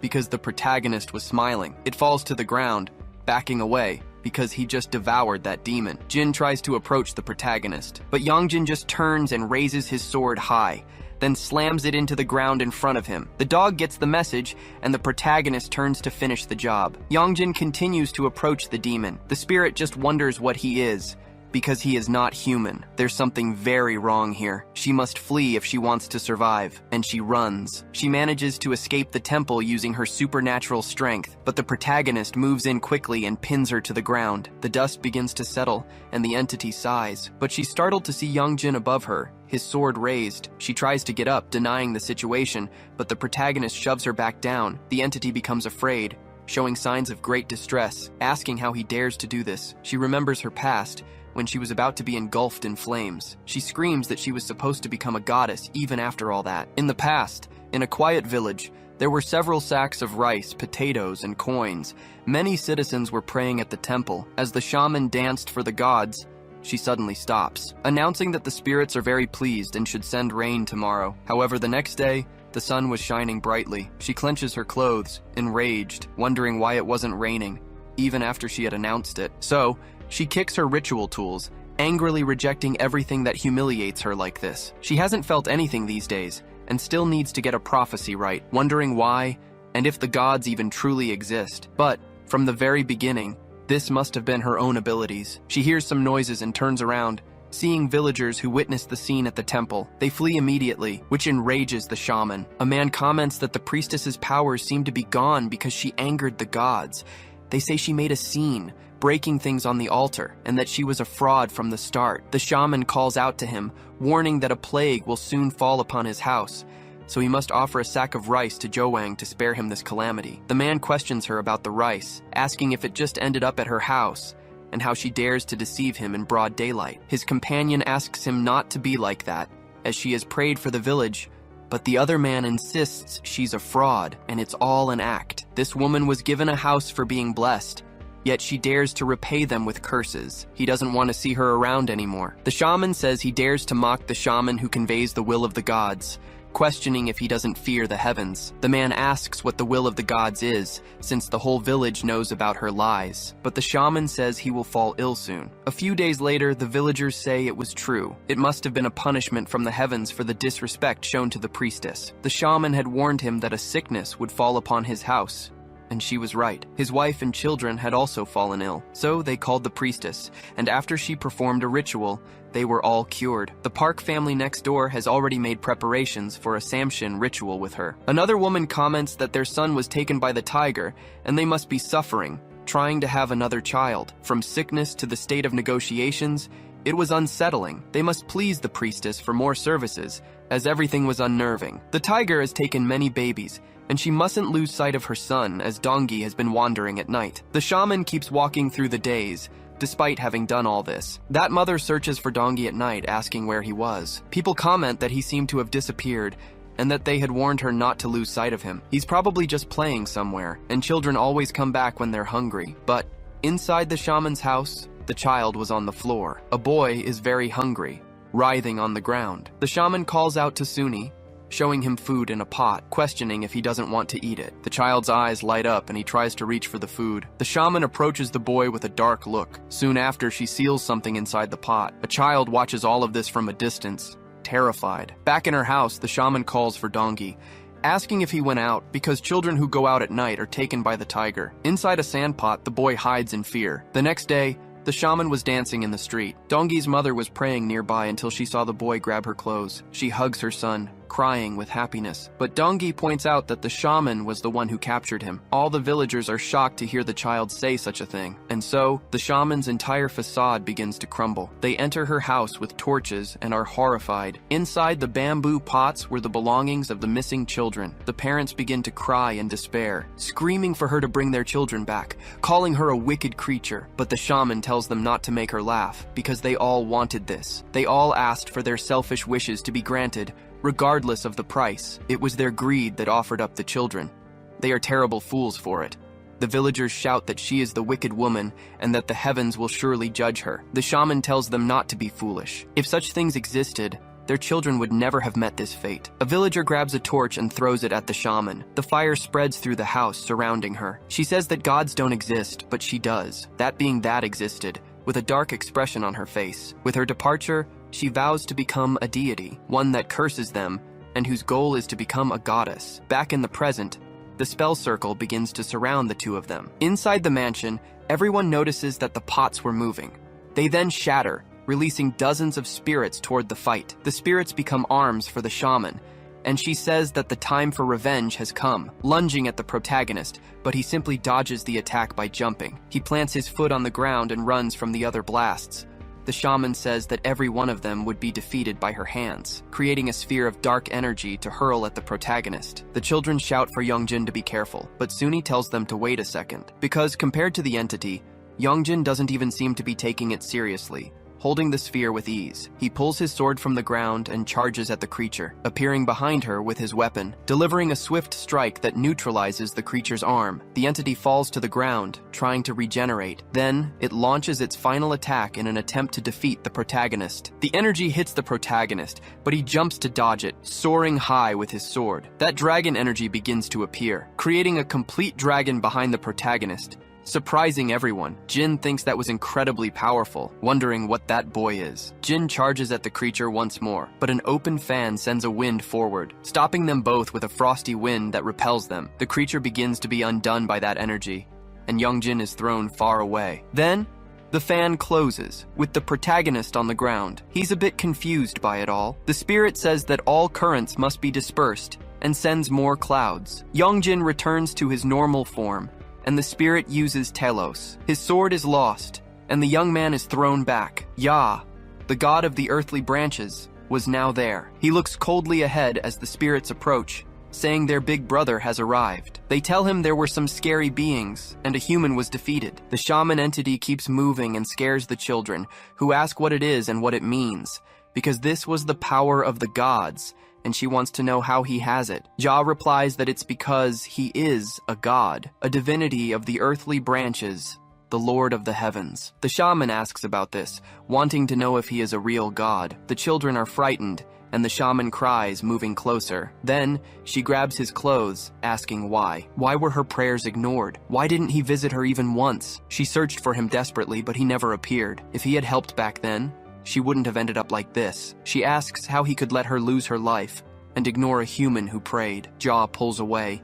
asking what prayers she's talking about. Judging by the looks of it, it's clear they were all selfish requests. No god would listen to prayers like those. The spirits of the children begin to emerge from the entity's arm. Ja says she was blinded by greed, lost her way as a shaman, and gave in to the 10 evils, questioning what there is to feel wronged about. She couldn't see the unhappy spirits who lost their lives because of her. The woman says it happened because the humans demanded it, but Ja cuts her off firmly. Even if her body is destroyed and burned for all eternity, the suffering will be nothing compared to theirs. She must go to hell for every item she stole from those babies. For every human who suffered because of her, karma would ensure she paid for every one of her transgressions. And so, he opens his fan. Using the earthly branch magic of Mayo, a black sphere begins to overpower and trap the demon, turning the sun in the sky into a black moon. The demon begs him, please don't do this. It can't lose its life like this.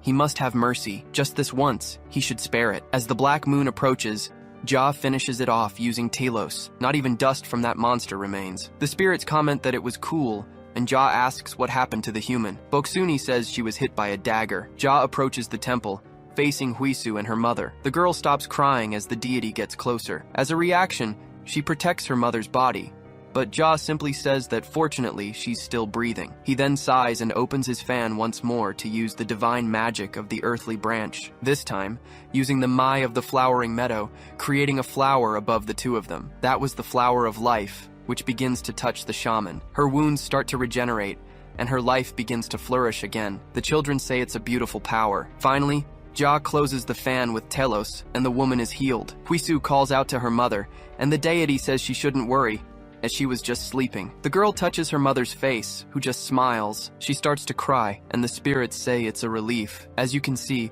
Ja is a lord of the heavens, and the first god among the 12 deities of the first branches. Huisu opens her eyes and thanks him for everything. Ja coughs a little from using his powers, bleeding onto his clothes. Then he says that as a token of gratitude, he wants to ask for a favor. Opening his fan once more and swinging it to the side, all the spirits begin to gather there with the fluid mirror. They cease to be vengeful beings and return to normal as Ja closes his fan. The girl is surprised by this. Ja says that as soon as the shaman wakes up, she must perform a ritual to send away the spirits of those who departed with the children's fingers. He walks outside and looks toward Yongjin, seeing Jin admiring his ancestor trapped in the clouds. A smile forms on his face, and he calls out to the dog, telling it to get out of his way now. He moves his fan quickly and smacks the protagonist on the head. Yongjin slowly begins to regain consciousness, coming face to face with the boy. He asks what happened as he looks at the clouds beside them, wanting to know what that was. Then, he's repelled and thrown to the ground. Yongjin quickly moves to cover his legs, but he notices that everything around him is destroyed. He wonders what the hell happened and where he is, remembering Huisu's mother falling and her crying. Then he turns to see his friend, who is worriedly beside him. She holds the protagonist's face, asking if he's okay. Yongjin breaks free, saying he is, but wants to know about her, and the girl starts to cry. She says it's a relief and that she's so sorry because it was her fault. The protagonist asks if her mother is okay. Huisu confirms that she is, as Lord Ja and the children had helped, and her wounds were healed. The protagonist is confused since he doesn't remember anything. Jin approaches, asking if he lost consciousness, and Yongjin calls out to his ancestor, wanting to know what exactly had happened. The dog says he'll explain on the way home. Ja jokes that he can't wait to see how he'll explain this. Everyone is a bit confused, and Huisu says he is Lord Ja, a lord of the heavens. Ja continues to stare at the protagonist, who just complains about the soccer ball while the deity spits. The children approach Ja, asking if he's alright. The god opens his fan and says they should leave. They disappear as if by magic. Huisu comments that the heavens were literally protecting Yongjin, but the protagonist tries to explain about the ball. He then stops his explanation, looking surprised. Huisu is confused until she hears her name. Her mother was standing, waiting for her daughter with a smile on her face. The girl runs to hug her mother. Yongjin smiles as he watches the scene. Mangtae was peeking from the gate and cries at the reunion. He leaves a basket on the ground. He says that a tiger will take away children who cry, but good children get a rice cake, and so he leaves several on the ground. Later at home, A message informs them that the ordered items were delivered to the protagonist's door 8 hours ago. Yang Jin says that sucks because everything is thawed. Jin asks if he's the village magistrate in charge of the food supply. The protagonist replies that Huisu bought all of it, and it's just delivery. Jin gets annoyed at being called a moron. The protagonist stands up and types in his door code. Jin says that although he has let many things slide before, that's no way to address an ancestor. Yang Jin tells him to stop acting like that if he wants to eat today. The dog complains that he's insolent, and the protagonist tells him to just come in so he can close the door. Then, he puts the sword away inside the house. Jin tells him to quickly prepare his dinner because he's beyond starving. Yang Jin notices messages from Huisu saying she's sorry, and that if he got into trouble, she'd be the first to help him. The protagonist quickly types a message and puts his phone in his pocket. Huisu gets the notification and is surprised. A smile spreads across her face when she sees the protagonist telling her not to apologize anymore. Yang Jin says that while he was unconscious, the kid from before got rid of that two-headed monster and healed Huisu's mother too. Jin confirms this, and the protagonist says he really missed everything. So, Ja must be an ancestral spirit or something, just like him. But Jin replies that he is not his ancestor, then swallows his food. The protagonist asks why his own ancestor didn't do anything, since he could have taken care of everything. But the dog drops the meat and clarifies. He says it's not that he chose not to do anything, but there was nothing he could do. He had no choice. The protagonist asks if the sword he carries around is just for show, and Jin replies that it must be. After all, he can't do anything in his current state. Young Jin says that he had saved him from that spirit from Songaski, but the dog replies that it poisoned him. The protagonist had lost his life that night. To save him, he transferred his remaining power to him. His abnormal healing ability is just one of the things that comes from his power. The protagonist questions this, and Jin says he had told him before, to help him recover his strength once again. Outside, someone with a bow lurks from above. The woman coldly observes the house from the top of a utility pole but vanishes shortly after. Back in his house, the protagonist puts on his school shirt, but he feels a pain in his arm, wondering why it's so sore, and his legs too. He wonders if this is real because it's impossible that just a little running could make him feel like this. Jin asks if the protagonist has some kind of book of historical records, or any book that tells history in chronological order, how the world developed until now. Young Jin asks what he's talking about. Jin asks if such a thing really exists, and the protagonist says it's ironic for him to ask something like that. The dog asks what that book was. Youngjin replies that it told the history of the area. Then he announces he's going to school, and Jin wishes him a good class. On his way to school, the protagonist checks his phone. In the hallway, someone points their phone with a ghost hunter app. He gets frustrated when he finds nothing, but his phone is snatched from his hand. Some girls ask what he was filming and if it wasn't some kind of prank. The boy says he wasn't the one recording, and the girls tell him to explain. He replies that it was a ghost detector, a spiritual app. The girls tell him to show them where the videos are, but the nerd says he didn't record anything. It was just for viewing. A classmate puts his hand on Jiwon's shoulder, asking if he's filming ghosts again. Then he apologizes to the girls, saying he's into ghost stuff and was investigating if there are any at the school. A girl takes the phone from his hand, saying he's always been like this since middle school, so they should be patient with him. Jinwoo replies that he has empathy. Do-kyung says they're getting him all wrong and that he should stop filming because he has other cool equipment. The girl shows them his photo gallery, which is full of selfies. That guy was trying way too hard to look cool in those pictures. Do-kyung apologizes again, and the girls just nod. His friend calls out to Jinwoo, telling him to knock it off. She says he's always running around with a camera and getting into trouble, but he insists he'll explain everything properly. She adds that he's going to end up in the principal's office at this rate. Do-kyung says he can make his point without cursing, and the girl replies that he was just talking nonsense, not cursing. The guy continues, saying his friend was on his floor and hadn't even put his backpack down yet. He gets spooked as he realizes they might be ghosts. Karira tells Do-kyung not to believe a word he says, because she's only acting this way because she trusted him. Jinwoo asks what he did, and who they think they are. They were arrogant since he doesn't trust anyone but himself, but they must have found it strange when they went on the retreat. Do-kyung says that one time, Jiwon recorded a ghost voice in the hallway, and joke words started appearing on the radio. Karira says it was just an electronic device, and that it was probably an error caused by the surrounding electromagnetic waves. Jiwon replies that she was right. It was a signal error. Ghosts are made of powerful magnetic fields. He asks what happens when such entities are in a field of electromagnetic waves. A working light bulb will start to flicker, or a sensor will fail. They cause interference with the waves, making devices act erratically. He then comments that Karira knows more than he thought and offers to make her his apprentice. The girl asks where he saw a ghost, and Jiwon says it looked just like her. Karara gets annoyed, saying she was being serious before. She really wants to confront him, but instead asks what he's doing with those toys. Then, a signal beeps near Youngjin's classroom. Do-kyung says this means there's a ghost from their class. He asks if he wants to come in, saying he'll get permission from the others. A girl approaches Do-kyung and asks who that guy is. The guy replies that it's Jiwon, a friend from middle school. The guy asks if he can take a look at their class, and the girls say they don't care, but they want to know what his radio is. Jiwon tells her not to touch it, because if she touches it with a handful of negative energy, it could break. Other classmates call Do-kyung over. On his phone, Youngjin notices messages from Huisu. She's asking him to come to the science lab right now. She wants to give him something and says it would be weird if she went to him. The protagonist asks if it can wait until after school, but the girl says no. He gets up and tells his friends he's going to the bathroom. Then he notices the door, where Jaeil says the popular kids are blocking the exit. He wants to see if he'll get the nerve to tell them to move.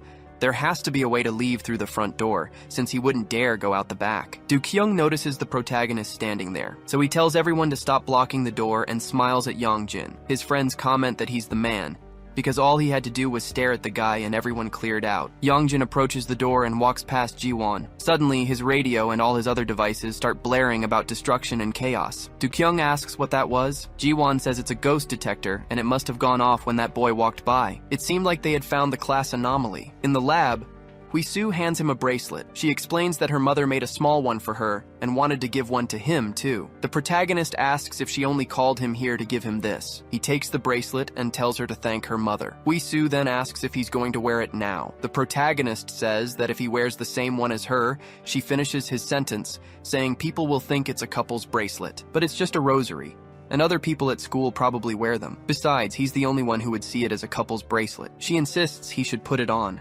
because her mother made it out of concern that things would get dangerous again. Youngjin replies that it won't happen. The spirit said they won't bother them anymore. An ancestor told him so. The girl asks why. Youngjin adds that he said his energy entered him or something like that. Remembering Jin saying she lost her life that day and picturing the girl, he decides it's better to drop it. He says that's why his recovery was so fast, and he thinks that's all there is to it. Now he can just go back to a normal life. Huisu says so it was because of his ancestor's energy. That makes sense, and he doesn't need it, because he was completely different. The protagonist asks what she means, and Huisu says he fought very well and held the sword so lightly. Youngjin asks if he had fought and when that happened. The girl asks if he doesn't remember, saying it happened at the prayer house. Suddenly, Youngjin reaches his hand out to her. He knocks her phone down and covers her mouth to stop her from talking. Realizing what he did, he pulls back, asking what just happened. He stares at his hand as Huisu asks what that was about, and the protagonist says he didn't mean to do it. A radio keeps repeating foul words,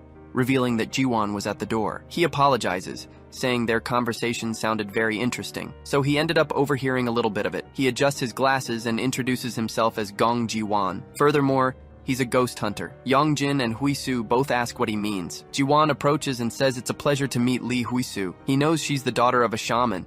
The girl asks how he knows, but Youngjin says everyone knows that. Huisu remembers, and Jiwon explains that he knows all the legends of their school. That's why he enrolled here. He asks if they know the legend of the moving statue. It was famous among the school's upperclassmen. Youngjin says he has no idea, and the girl says she doesn't either. Jiwon says that the statue at Sampo High runs every night. That's what the legend says. Whoever sees the statue running has to race it. If you don't do it right, or if you cheat, you get hit on the head with a flag. Based on the suspicious circumstances, it's a poltergeist. Sometimes the flagpole is torn out, and it's not because of a typhoon or anything like that. It's already happened 4 times since the entrance ceremony, and they say the same thing happened last year. They are both surprised by this. Jiwon says that recently, an incident confirmed the legend was true, and he happened to see it by sheer chance. He was coming out of the bathroom when he saw it. At first, he thought he was mistaken, but it was very real. The statue chasing after 2 people. A boy was being chased by the statue, and a girl with her hair tied up was right behind him. And the most surprising part is that the flagpole, which was fine in the morning, had been ripped out the next day. And there was always a level 5 EMF reading at the statue. Since that day, not even a level 1 reading has appeared. In other words, whatever was there is gone. It completely vanished from inside it. So he asks them directly if they were with the statue, but they both deny it. Jiwon says they're lying and asks why it has to be this way. Normally, when he says something like this, people argue with him, ignore him, or even question what he's saying. But they didn't do any of that. They just denied it. Their reaction and the evidence prove his theory, like the EMF reading. Just to be clear, It's a device that measures electromagnetic fields, and a ghost is composed of electromagnetic fields. This device is used to detect them. Yongjin asks if there's any scientific basis for that. The guy says that when the meter finds him, it hits level 5. This means something is inside him now, and that's his verdict. Yongjin confronts him, asking where this evidence is. Jiwon says it's obvious, since there would be no reason for his equipment to react like that. After all his equipment was reacting to him. The protagonist says he has no idea what he's talking about. He doesn't need an explanation since he's already drawn his own conclusions. He wants to know what he's getting at with all this. Jiwon asks if they are also ghost hunters, but neither of them knew what that was. It seemed like a question from another world. He tells him to listen up. That statue and everything else has nothing to do with them. Then he calls Huisu so they can leave. Jiwon asks why they keep hiding, because I didn't want it to come to this. The protagonist turns around, listening to a video on his phone. Jiwon says that cameras nowadays have professional quality. It's easy to take a picture from this distance, and the protagonist is surprised. The guy insists he's not a bad person, and they don't need to hide, but Huisu says he just made himself look like one. Jiwon explains that he actually has a request. He wants to know if they've heard of the supernatural antique shop. In the classroom, Do-kyung is resting peacefully, until a classmate behind him gets his attention. He hands him a box saying he wanted to give him this. Do-kyung asks what it is, since it's the first time he's ever received a gift from a guy. But he thanks him, though he wants to know who he is and what his name is, because he can't remember his name, and the other guy says, "No way." He exclaims that he's a hypocrite for that, and Do-kyung is surprised. A light starts to shine from the box, which contains a doll and a die. It grows brighter, and a spirit emerges from inside, moving toward Do-kyung. As the day goes on, the teacher asks how far they got in last week's lesson. Yongjin wonders why he's so tired, but he's surprised when he looks at his phone under the desk. The paranormal investigator sends his number to the protagonist. Yongjin questions what this is and asks how he got his number. Jiwon replies that Huisu told him. He asks if he could go to the antique shop with him just once, but the protagonist refuses. He says that Jiwon needs professional help and should go with someone else, but Jiwon insists Huisu will only go with him. The protagonist looks up as the teacher asks whose empty seat that is. They notice it belongs to Do-kyung, the class vice president. They wonder if he didn't show up since he was at school earlier, but maybe he just went to the bathroom. However, Do-kyung suddenly opens the classroom door. The students murmur that Do-kyung has arrived. The teacher then calls out to him asking where he's been. Do-kyung is silent for a few seconds, but then apologizes. He walks toward the window, but his friend asks where he's going, since his seat is right there. Do-kyung sits down, and the protagonist notices something is strange. Meanwhile, that guy spins a die between his fingers. A classmate mentions that he always boasted about being punctual, yet he was almost marked late. He's surprised when Do-kyung holds out his fist. The guy gives him a fist bump back. Do-kyung offers a game of rock, paper, scissors for 10,000 won, but his friend says he doesn't have any money. The guy says he can pay with a favor, and the classmate considers the 10,000 won. He says he'll take the deal. Do-kyung starts the game, throws scissors, and loses to his friend. He celebrates, saying that real men always choose rock. Do-kyung hands him the 10,000 won bill, saying he bet on it too. He asks if he wants another round, and his classmate agrees, but this time they'll bet 50,000 won. His friend remarks that people with money play on a whole different level. They play rock, paper, scissors, but this time he loses. He gets frustrated, and then Do-kyung's hand reaches toward him. The guy is shoved and falls to the floor in shock. Other students ask what that was and what he just did. Do-kyung starts laughing, saying that a real man has to take risks, but he only threw rock. His friend tries to help park up as he's stunned, saying they should call the nurse. Do-kyung turns to the others, asking what the problem is. It was just a joke. He grabs his arm, saying he won the 10,000, so there's no problem. He jokes that he was holding onto the money tightly, and his friend says that was a bit intense. Do-kyung asks if it was supposed to be a joke, but he gave him 10,000 for real. He had warned him there would be a consequence, but this other friend had said he would do it too. He denies it, and Do-kyung gets up, saying that was no fun. He leaves the classroom while the other students check on Park after the push. Jae-yeol says it looked like the beginning of a school bullying story. Another friend says it seems more like the start of an isekai story, and maybe he's a villain reincarnated in Do-kyung's body. The protagonist watches this, surprised. Elsewhere, people are talking about Do-kyung suddenly acting that way. They'd never seen him lose his temper before. He seemed like a different person. He was intimidating, but someone mentions that Do-kyung takes acting classes, so maybe he's just preparing for an audition. They wonder if he would really practice so realistically at school, and that he must have landed the role of a problem child. A boy then calls out to Do-kyung. He tells him he shouldn't be breaking the rules, as they're in the middle of class and the teacher will be back soon. Do-kyung says his voice is so low he can't even hear him, so he should speak up. People wonder what's gotten into him, as Do-kyung seems to be acting strange again. Then he approaches the student, saying he was just kidding. This doesn't feel right. And the classmate repeats that the teacher will be here soon. Do-kyung suggests they bet on it. He bets 10,000 won that the teacher will walk in as soon as the bell rings, and offers the same amount for the opposite bet.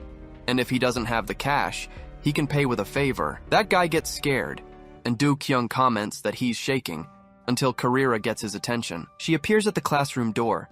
She calls Do-kyung's name, and the guy sees her grabbing his arm. He then tells her to come outside. Do-kyung pulls free, and Karira asks what's gotten into him to make him act like that, and where he got that die, since he hates breaking rules. Do-kyung quickly tosses the die, and Karira asks if he's even listening. He asks her if she thinks it's even or odd. Karira replies that she's not in the mood for games. Do-kyung tells her to hurry up, and the girl chooses odd. He grins because she lost, showing a 2 on the die, so now she'll have to pay with a favor, pulling Karira close. The girl trembles in fear but firmly pushes him away. She says he's a creep. From a distance, the classmate watches this, bearing the same mark on his neck. The day at school goes by and Ji-won is walking around. He unlocks his phone and continues to plead for Youngjin's help. He asks if he really thinks it will change anything, since they're in the same space. Entering the classroom, he says, "Excuse me," but his radio beeps red, and Ji-won says that he seems to be nearby. So he starts searching, saying there's no use hiding since it's a piece of paranormal equipment. But his hand brushes against Do-kyung. Ji-won is startled, and his detector falls to the floor. He calls out to his friend and notices a strange smell. Do-kyung bends down to pick up the detector and examines it in his hand. The radio starts beeping and sends a message to Ji-won's earpiece. It then emits a high-pitched sound that startles the boy. He asks what that was and why it happened so suddenly, but he asks Do-kyung to please call Youngjin. He sees on the radio that the spirit's words are pleading for help. Ji-won throws the radio on the ground, smashing it to pieces. The guy is surprised by this. Do-kyung asks if he has any manners, since the normal thing to do when you bump into someone is to apologize. Ji-won says he's sorry, but the other guy tosses the die into the air and catches it in one hand, asking which one he thought it could be in. Elsewhere, Huisu draws the devil card, saying he's possessed. Do-kyung from the protagonist class is possessed, but Youngjin couldn't care less. The girl stands up and calls him Ghost Hunter Dragon Jin. The protagonist asks why they need to get involved, and she replies that she needs to save her friend. But Youngjin doesn't consider him a friend, or even a close classmate. He wants to know how she can be so sure just because of a card. He was normal this morning and suddenly he's possessed by a spirit. It's probably just the way he is. Someone whose mood swings all the time is a bit extreme, but it's not hurting him, so whatever. Huisu thinks for a moment. Youngjin tells her not to call him that in the future so others don't overhear. Huisu wonders if he's truly a good person. If so, he must be suffering greatly, just like she did when her body was taken against her will. That's incredibly sad. Ji-won interrupts, saying that as someone from the same middle school as Do-kyung, he has something to say. Do-kyung is a good guy who can't handle confrontation or offending people. That kind of behavior only exists in fiction. Furthermore, he doesn't have the guts to gamble, let alone be bold. He asks if Youngjin wasn't in that ward too. Huisu asks what happened to his face. Ji-won replies that he was hit by a ghost. He asks for help again, but the protagonist refuses. Ji-won thinks for a few seconds. He says he won't ask him to go to the haunted antique shop, and he's also sorry for what happened earlier. He reiterates what Huisu just said. She had her body taken against her will, and since she managed to perform an exorcism, that's why she's there. After all, they aren't ghost hunters, so they exorcised the statue too. The protagonist asks if he's going to keep going with this story because he wants nothing to do with it. Suddenly, Huisu notices something on her phone. Ji-won announces that the advance payment for the job is right there. He'll pay whatever balance Youngjin asks for later, but please, he has to help. This time, he was begging to save Do-kyung. His glasses fell off the moment he was hit. Then, his radio started crackling, calling for backup. Do-kyung was staring at him with a macabre smile, but Youngjin keeps insisting that Do-kyung wouldn't do something like that. Huisu could help him since she's on her way out. The girl looks at Ji-won and leaves the room. The young man stays in the room alone, deep in thought. Elsewhere, Youngjin wonders what mess they want to drag him into this time, but please, they should just live normally from here on out. From now on, he's only going to prioritize his own safety and never get involved again. He walks down the hallway and notices Do-kyung standing there with a classmate, talking about girls coming to see him. Youngjin thinks that kind of talk suits him better, but as he walks past, his hand moves on its own, pulling Do-kyung toward him. The protagonist himself can't understand why he did that. Huisu arrives and stares at the protagonist holding Do-kyung's shirt. She thinks that even after their conversation, he's trying to exorcise him. Just as she thought, he's kind. The classmate asks what the guy is doing, but the protagonist moves his own arm back, apologizing because it wasn't him. Do-kyung asks who it was then, since it's his hand. He takes a die from his collar and tosses it in front of the boy, trapping it in his hands and calling him friend. He wants him to guess which hand it's in. Youngjin asks if this is really happening out of nowhere, but his hand moves, and he notices it's acting on its own. He chooses one of Do-kyung's hands. The man opens his mouth slightly, but says he got it right, passing by while telling him to be careful next time. Youngjin doesn't understand a thing, and Do-kyung stares at him coldly. Later in the classroom, the protagonist looks at his hand, wondering what's happening. Suddenly, his hand moves his fist, startling him. Moving his hand against his own face, Jaeol asks what's going on. Did he leave his brain at home? Or is he training for something later? Youngjin tells him to grab his arm, not the left one, but the right. However, his arm moves rapidly, scaring both of them. Jaeol asks if he has to participate in these lame skits, because it's giving him the creeps. The protagonist says his left hand is moving on its own. A classmate suggests he might have alien hand syndrome, explaining it's a condition where a hand moves without the person's will, as if guided by an extreme force. Youngjin thinks that's literally him, and he did get hurt recently. Now it makes sense. His body feels stiff too, so maybe it's paralysis. Behind him, someone tries to hit him, but Youngjin interrupts the attack by moving his hand. Sihu laughs at this, saying he's been through so much that his body now reacts automatically. The protagonist tries to explain, but Sihu tells him to drop it. He asks if a guy named Do-kyung is in his class because he needs to pick up a personal item from him. Youngjin asks why he doesn't just ask for it, but Sihu replies that he's too lazy. The protagonist points out it's more of a hassle to come all the way here,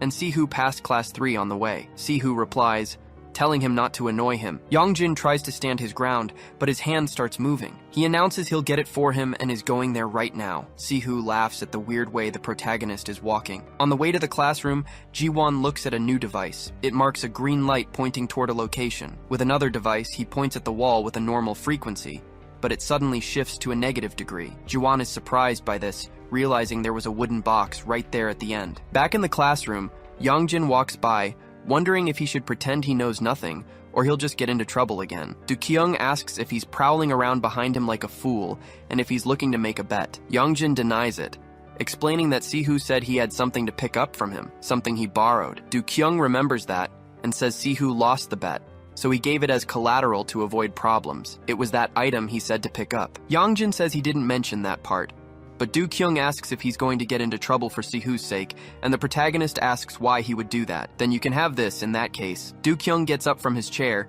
saying it was his before, so he'll return it. Youngjin accepts and turns around, but he only manages to come face to face with the dice. Do-kyung grabs a hand and says it's on the condition that he guesses correctly. He wants to know if it's evens or odds. Everyone there is surprised by this. The protagonist replies that he can keep it, but Do-kyung says he still hasn't understood, apparently. Youngjin says he won't gain anything from this, but the guy tells him to just choose. The protagonist chooses even, and Do-kyung starts humming, revealing the result in his hand.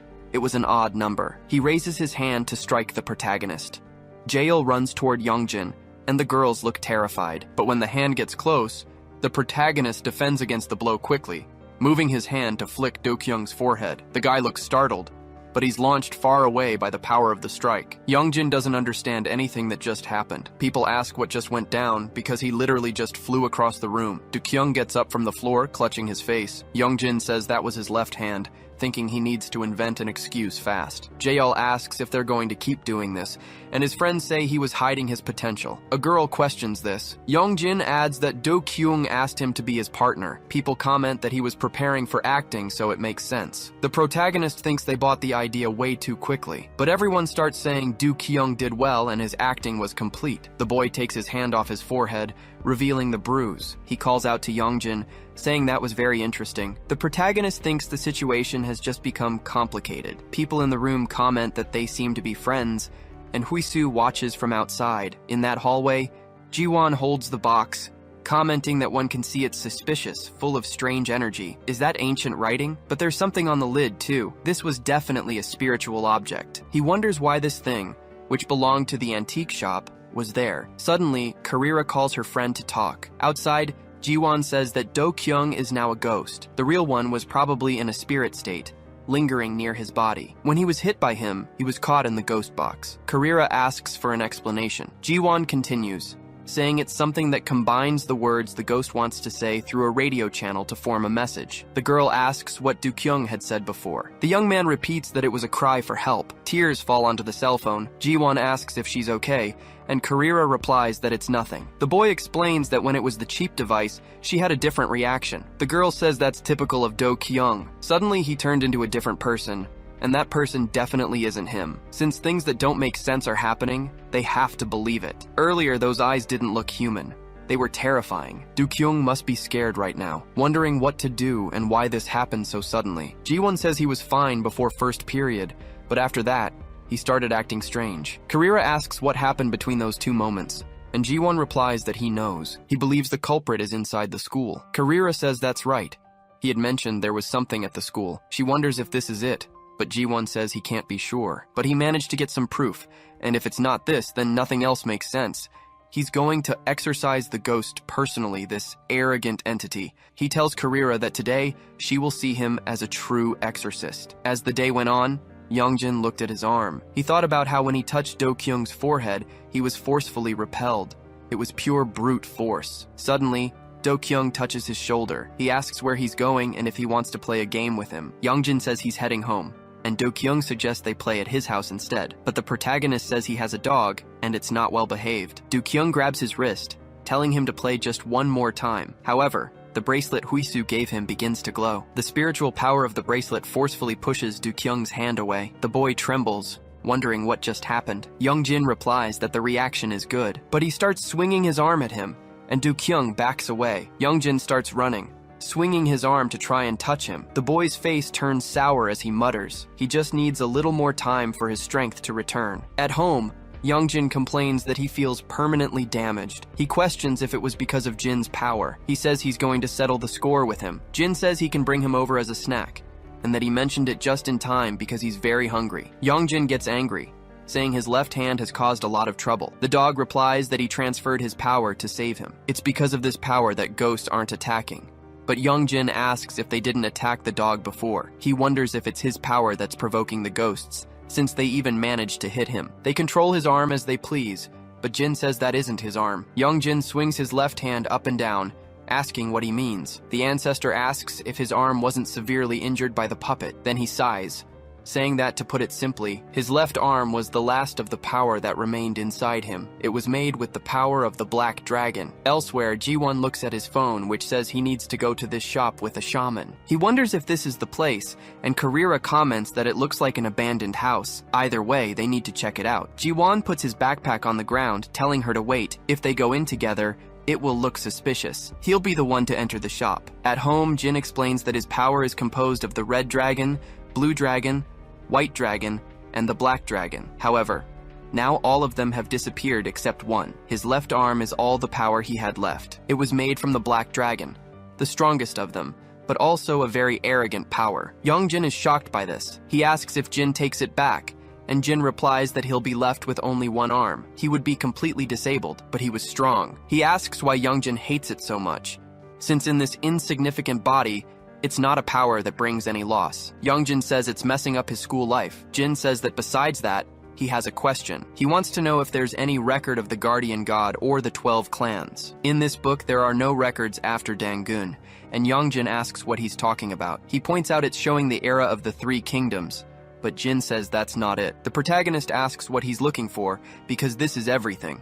But Jin finds it strange. Suddenly, at his house, someone calls his name, inside the antique ghost shop. Ji-won places his camera on a shelf and asks if anyone is there. An old woman's voice asks if he came to buy something. Ji-won says hello to her, while the camera records everything. Outside, Karira looks at the spectrogram. She analyzes it with the information Ji-won had given her. If there's no one else there besides them and these green lines appear, she has to call him, as one of those lines is on his body. Ji-won asks if this cursed object is from here. The woman asks what he wants, and the boy thinks that he knew this was the reason. So he wants to know how to break the curse, and he asks if she can please tell him. The old woman replies that's a sorcerer's job. She only provides the items. Ji-won then asks if a student from Sampo, wearing the same uniform, spot this. The old woman says they don't reveal client information. Jiwon thinks it won't be that easy, but the woman asks what he came here for since he seemed so discreet just a moment ago. The boy replies that he's more relaxed now. He was testing how quiet she could be and says he'll buy the item. A friend who bought it told him about this place,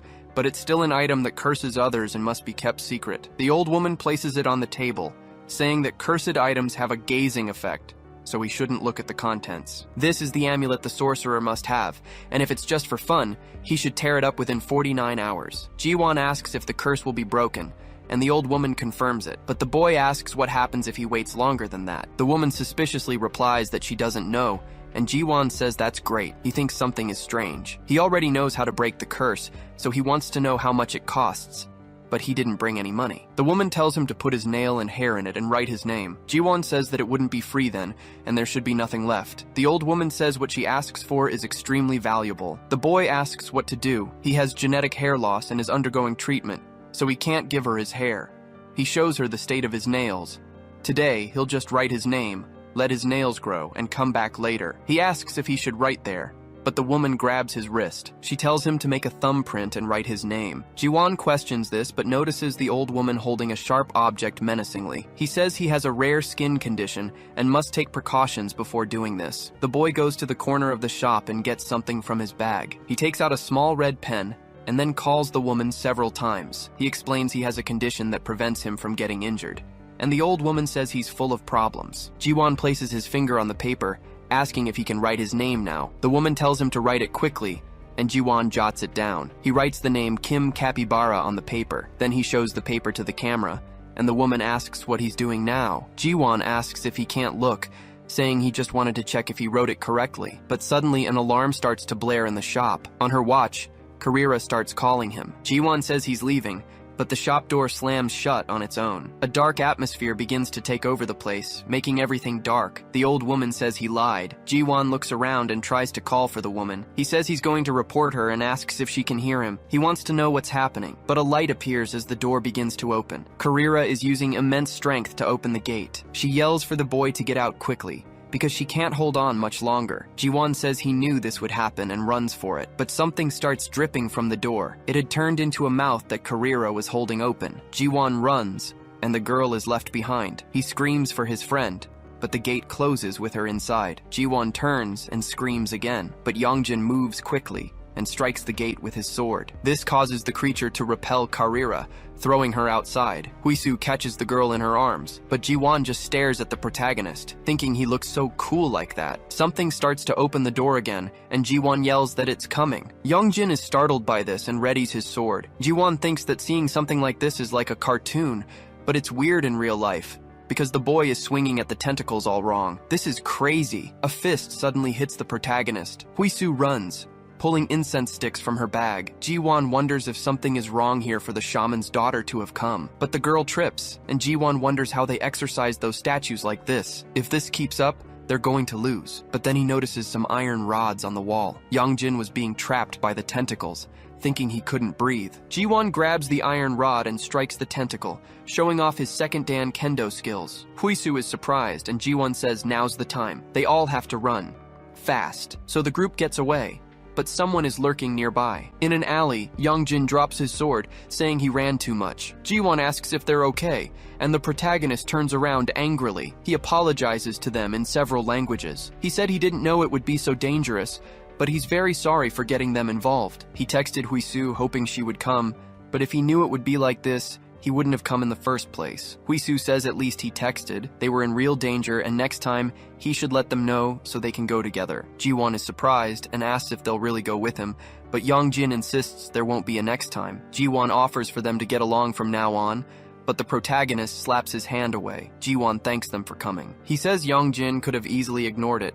but he's actually kind and loyal. Yongjin says it's really uncomfortable, and if something like this happens again, it will be their last contact. He questions why they can't just be normal people. Jiwon replies that he was making direct contact with spirits though, but he wants to know where that giant cartoon-like sword came from and wants to touch it. However, the weapon doesn't let Jiwon touch it. He says it might be a barrier, and only the chosen ones can wield the sword, giving examples of similar legendary weapons, but Jin replies that it's a Jokdu. Jiwon gets scared and asks if the dog just started barking suddenly. Jin explains that this sword only affects the unholy. Huisu goes to take care of the dog, saying they should get some water. Jiwon asks if the dog is his and if it ran all the way here, but Youngjin explains he can't take it in taxis. He adds that he used the money Jiwon gave him for the cab. Jiwon says it was much more comfortable, and Youngjin reminds him about the direct transfer to Huisu. The girl asks if the ancestor is okay. Jiwon asks if it's a spiritually sensitive dog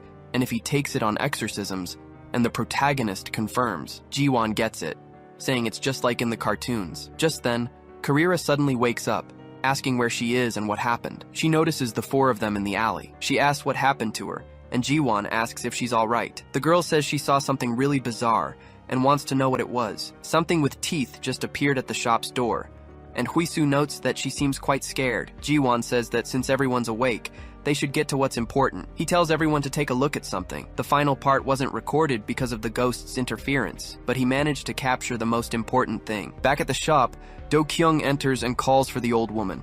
He asks how much time is left, but he notices that one of his arms has disappeared. He wonders what this is and if he soaked his arm in something. But the old woman explains that some kids wearing clothes like his came by. It seems they came to save the body's owner, and there was an unusual young man with them. Do-kyung says it must have been Youngjin, who is very strange and even beat him in a game. The old woman asks about it, and Do-kyung explains that he was thrown far away with just one finger. In his opinion, Youngjin isn't human. That old woman was also defeated by him, which was a joke. But the woman asks what that young man has been up to. She tells him to forget it, as there are still 49 hours until the body and soul separate. Do-kyung says they can still burn the talismans, but the old woman says she told them to tear them up, so there shouldn't be a problem, which enrages the boy. The woman explains that humans are creatures who pretend to be calm on the outside but are cowards, and he needs some guarantee to seal a contract. He used to be like that too. Besides, they won't even tear up the talismans. Nowadays, humans don't take this spell stuff seriously,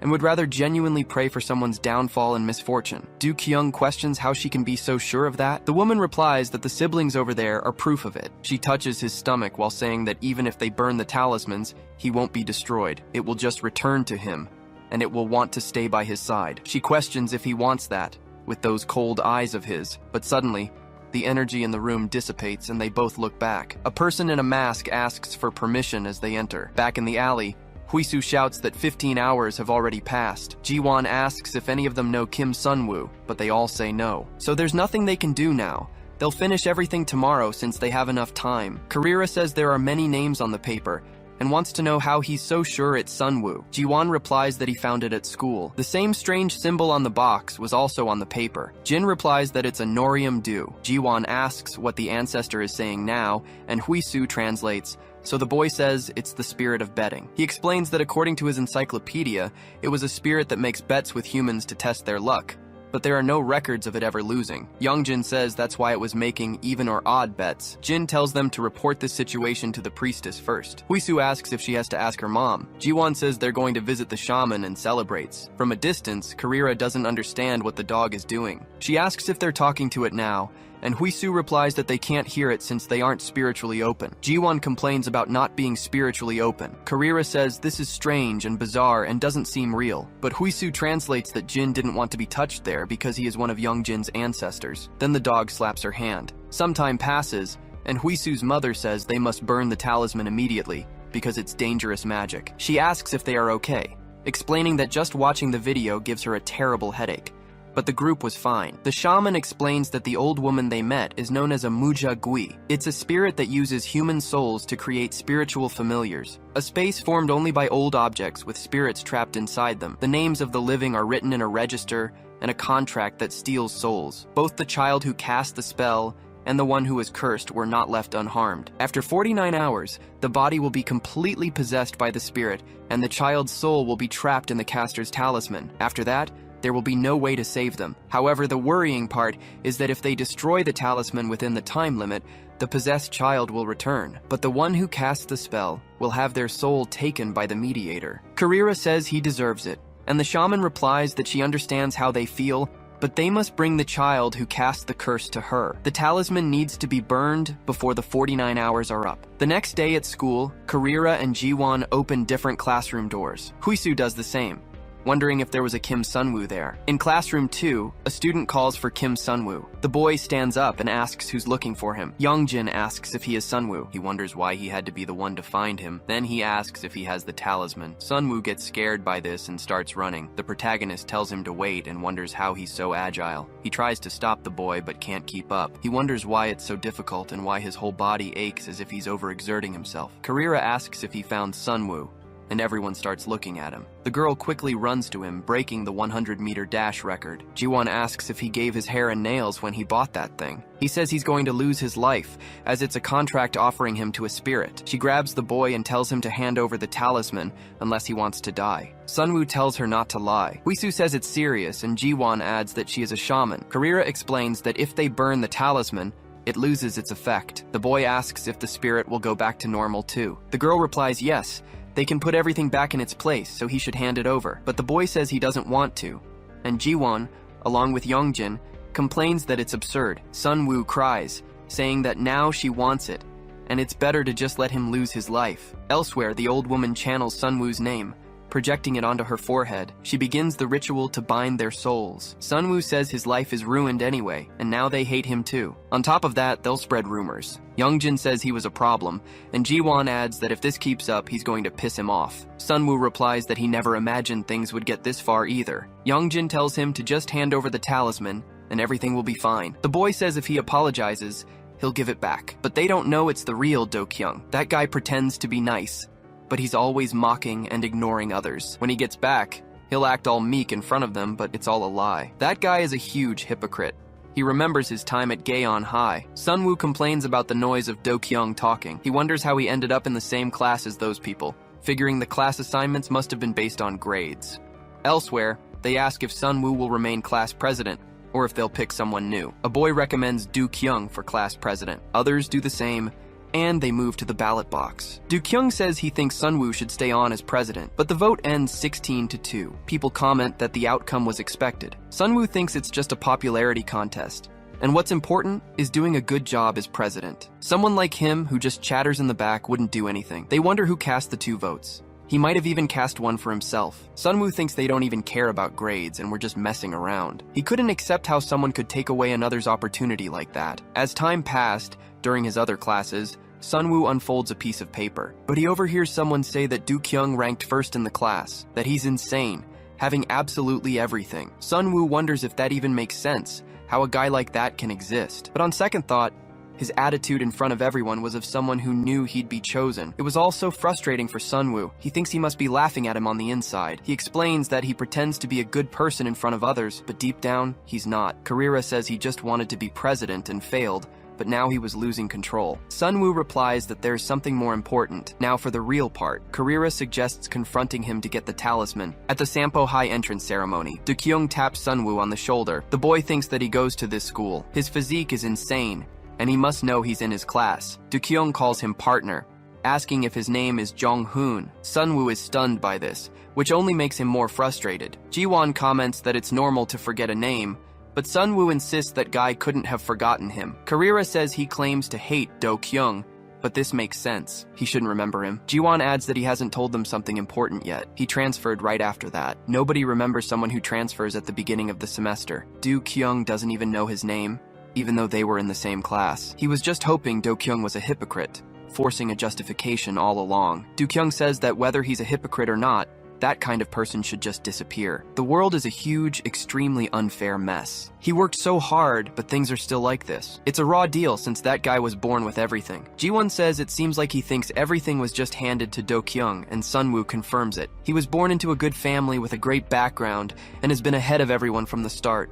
That kind of person should just vanish. But Karira yells that he's crazy. Do-kyung has always worked twice as hard to surpass others, because he's been hated by people just like him before, and he's afraid of being hated. Sunwoo says that's exactly it. He was preparing his act, probably to defend himself from any controversy. Jiwon asks why he's so twisted, wondering if it's because of the talisman, but Youngjin says it's useless. The boy asks if he's defending him, and the protagonist replies that he thought so too, but it changes nothing. If Cheon Do-kyung disappears, his own situation won't get any better, and the world won't seem any fairer. Nothing would change. He'd just keep seeing people like Do-kyung everywhere and repeat this pointless cycle. However, as time goes on, If Do Kyung vanishes, he'll only have caused one person to disappear. Even with Do Kyung's body, he will have erased his existence from the world, and he'll go on with his life as if nothing happened. Now that is hypocrisy. In the past, Sunwoo looked at it, wondering if it was real and if he could really handle Do Kyung. Now the scales will balance. This is Do Kyung's true face. He wonders if everyone will know by tomorrow and if he'll be suspended. But at home,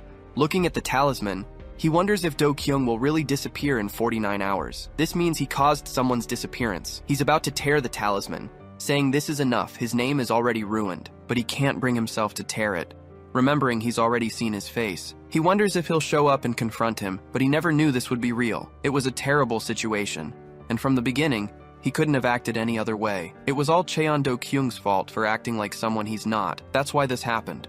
He caused this. Sunwoo cries as he thinks about it. Back in the present, he makes the same move. He asks what he's going to do now that it's all done. Yongjin says to just hand over the talisman quickly. Jiwon asks what that was just now, saying it's like a manga protagonist's transformation. He subtly feigns solidarity with a soft criticism that reinforces how useless it all is. It was actually working. Sunwoo searches his pockets, but suddenly the sorceress finishes her spell, ordering him to disappear. Sunwoo collapses to the floor. Karira screams, asking what's happening. He was supposed to grab the talisman now, but Sunwoo says he needs to go to his mother's house. Then he breaks free from the girl. Karira and everyone else are stunned. The boy had just jumped out the window, but only his shoe falls to the ground. Suddenly, the boy comes to his senses. He asks what's going on and why he's like this, but he turns to see Yongjin telling him to be quiet. Sunwoo begs to be saved, please. He doesn't want to disappear. Yongjin tells him to stop struggling while the others form a chain to pull him up. The protagonist says that if this keeps up, they're all going to fall. But that's exactly what happens, and they're all in grave danger. Yongjin uses his draconic strength to pull the boy up. Jiwon asks if he's okay,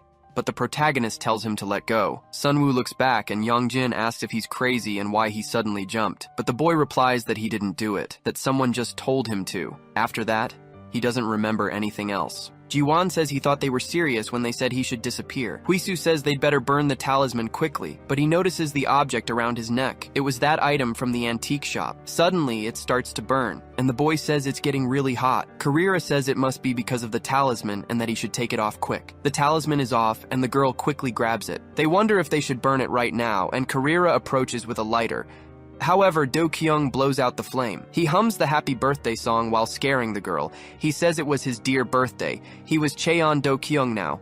But Jiwon runs and pins him to the ground. He tells the girl to do the ritual quickly. Do Kyung complains that this is a bad situation and that these guys are holding him down. Yongjin tells her to burn it already, and Karira starts to set the paper on fire. The talisman is burned, and Do Kyung collapses. Sunwoo asks if it worked, and Jiwon tries to call out to Do Kyung. The boy's eyes suddenly snap open, and he stands up. He tells everyone that he's very sorry, but Do Kyung disappeared yesterday. He starts laughing at this and says their expressions are priceless. He asks what they think they're doing. Huisu says it can't be.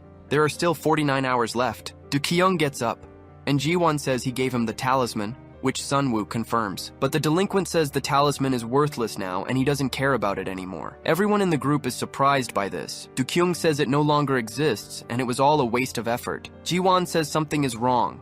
It was supposed to be 49 hours, but Do Kyung grabs his shirt, calling out his name. Then he smashes the camera on his vest, warning that he should have noticed the toy didn't make a sound and is more accurate than he expected. He was searching just like this, right up until the body's original owner disappeared, but he shouldn't cry because he'll meet his friends soon enough. That night, when the masked man approached the old woman, he asked if she wanted to make a deal with him, saying he'd give her whatever she wanted. Do Kyung asks what he is and how he just waltzed in talking nonsense. He should know where he is, but the masked man snaps his fingers, sending the spirit flying with all his might. The old woman runs after her son to try and save him, shouting that the man was insolent as she unleashes her energy. The place begins to distort, ancient objects warping, but the man just touches his mask, repelling all the energy with a barrier. Everything returns to its proper place, and the entire shop becomes orderly again. The old woman wonders what happened and tries to ask what he is, but the man says she's a creature made from a human soul and has just made a huge mistake. It took her 49 hours to capture one soul, using weak magic that any human could perform if they had magical power. The old woman asks what this individual wants. The masked man says that the 49-hour limitation can be removed. The two are shocked by this, and the man asks if they want to make a deal. The offer was about that abnormal kid who'd passed by. He'll give them whatever they want, as long as they bring him in alive. Youngjin easily blocks Do-kyung's attack. He warns that's enough. Do-kyung reacts with a smirk, grabbing Ji-won by the shirt and asking if he's only now decided to play with him because they have to finish the bet since they're tied. He asks, "How about this? If he wins again, he'll leave this body and give his friend back. But if he loses, Youngjin's life will be his." The protagonist is shocked by this, and Do-kyung adds that if he doesn't like it, he'll just take everyone's lives. Ji-won tries to say he'll bet his own life, but Do-kyung tells him to shut up, saying he only needs Kwon Youngjin's life. The protagonist accepts, and everyone is stunned. But he sets a condition.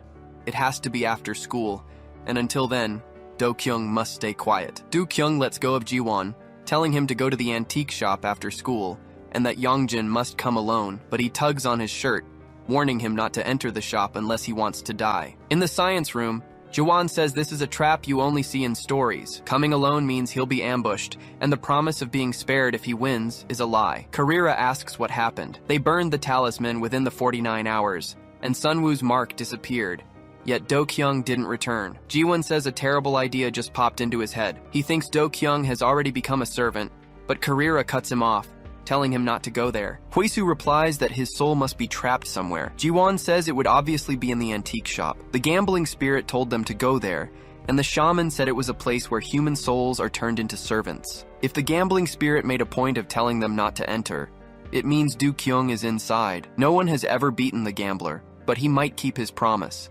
That's the reality of it. Karira says there's no guarantee they'll win, and if they lose, he'll be in danger too. But Ji-won says Youngjin will win, because the gambling spirit called it a draw before. The chance is 50-50, so it's worth the risk. The protagonist thinks for a moment, remembering that he only wanted his life, which means he won't target his body. Everything happened because of his left hand. He remembers Jin saying his left arm is made from a black dragon, and definitely won't be a disadvantage. Then he calls Huisu, saying that he fought last time, but that wasn't him. It was Jadagam who handled it. Huisu says he did handle it, but before that, it was Youngjin who did everything after his mother was affected. The protagonist thinks that after that, he doesn't remember anything clearly. If what he said is true and his suspicion is correct, he wonders if he only used his left hand by any chance. Huisu asks if he's left-handed, but he doesn't know. Then the girl turns and mimics a sword pose, saying he had only used his left hand. She questions why, and Youngjin says there's a way. He thinks he has one. First, as the gambling spirit said,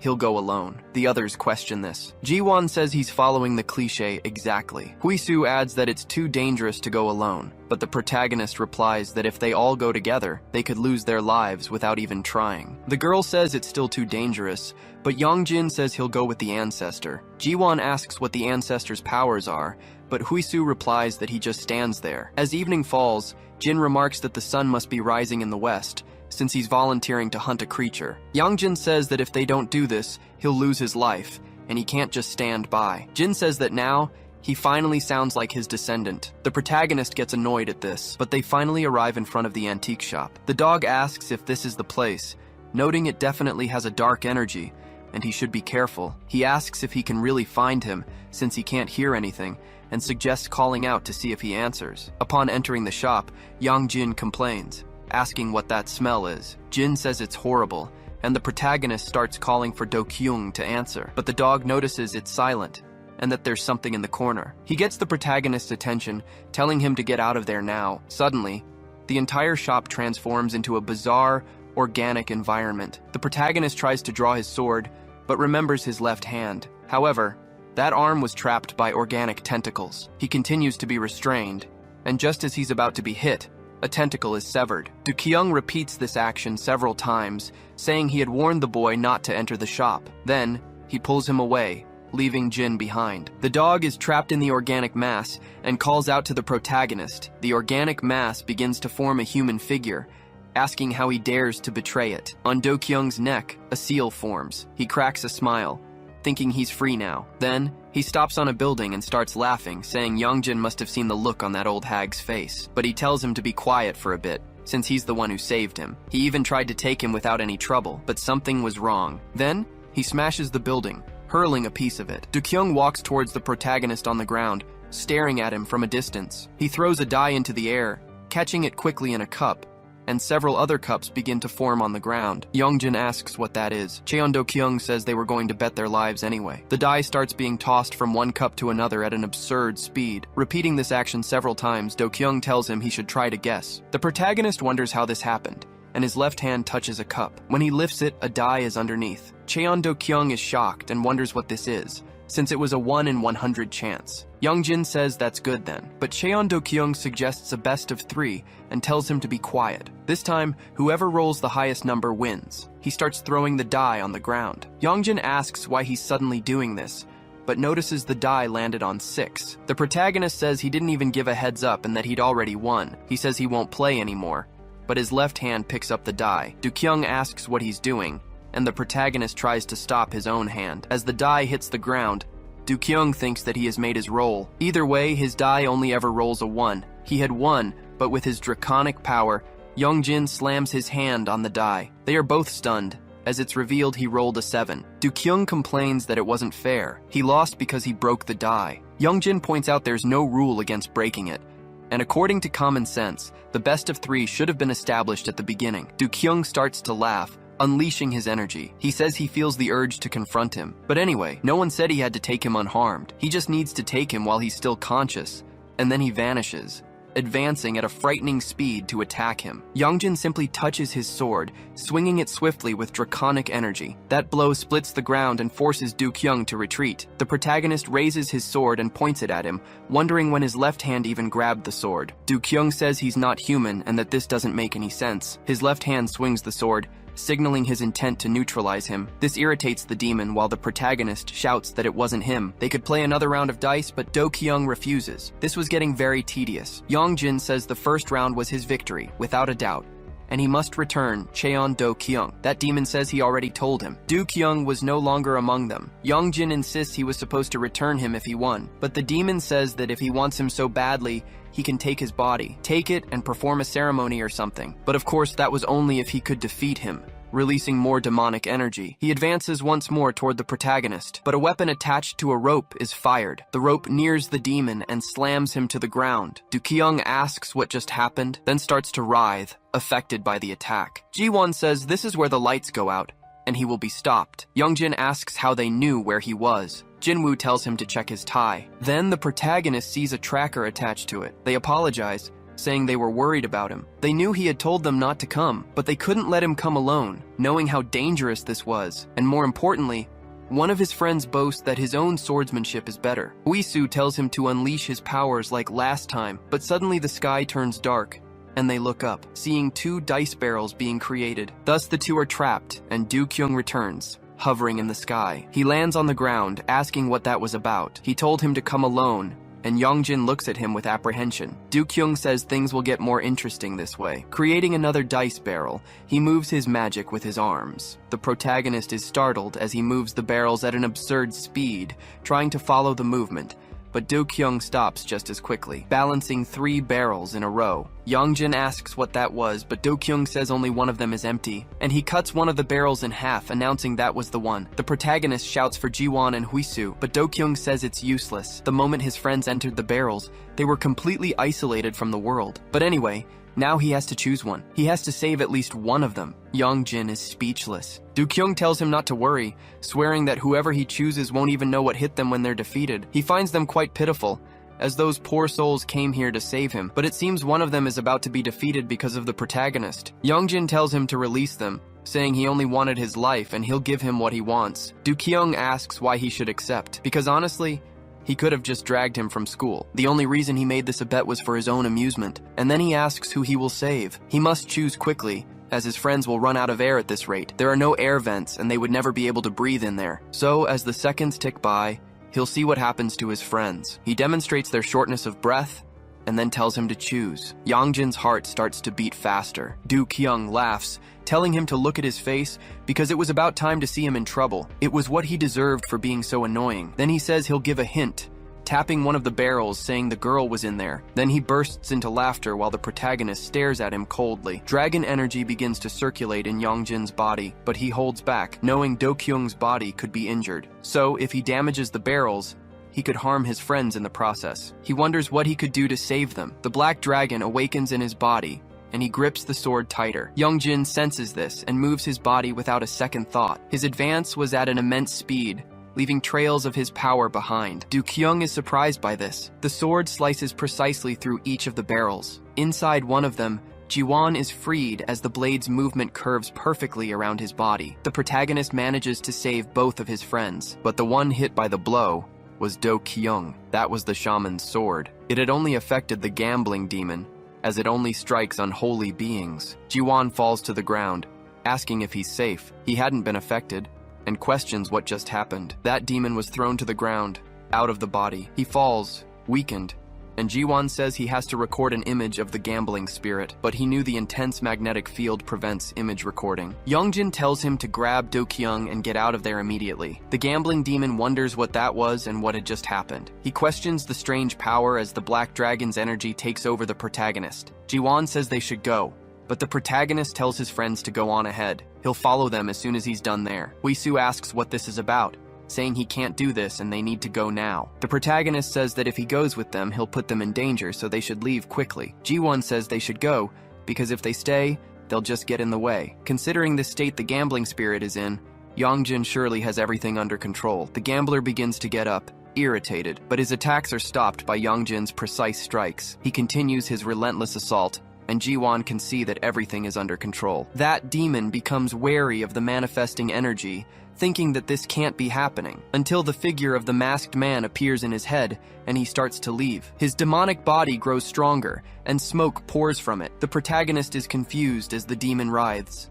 He wonders what is happening. The gambler remembers the masked man telling him to bring the protagonist back alive. The old woman says he can certainly do it alone, but the man says that if that were possible, he wouldn't have come to a place like this. The old woman says he's very insolent, and that they never had a choice, it seems. That man replies that he will make the necessary arrangements for her. He throws a seal onto her head and another onto Do Kyung's neck. It begins to seep in, and the gambling demon asks what he just did, but power starts to take over his body. He's surprised, but looking to the side, he sees the old woman has recovered her arm. She was transforming into something. Then that masked man says he would give them until tomorrow to finish the job.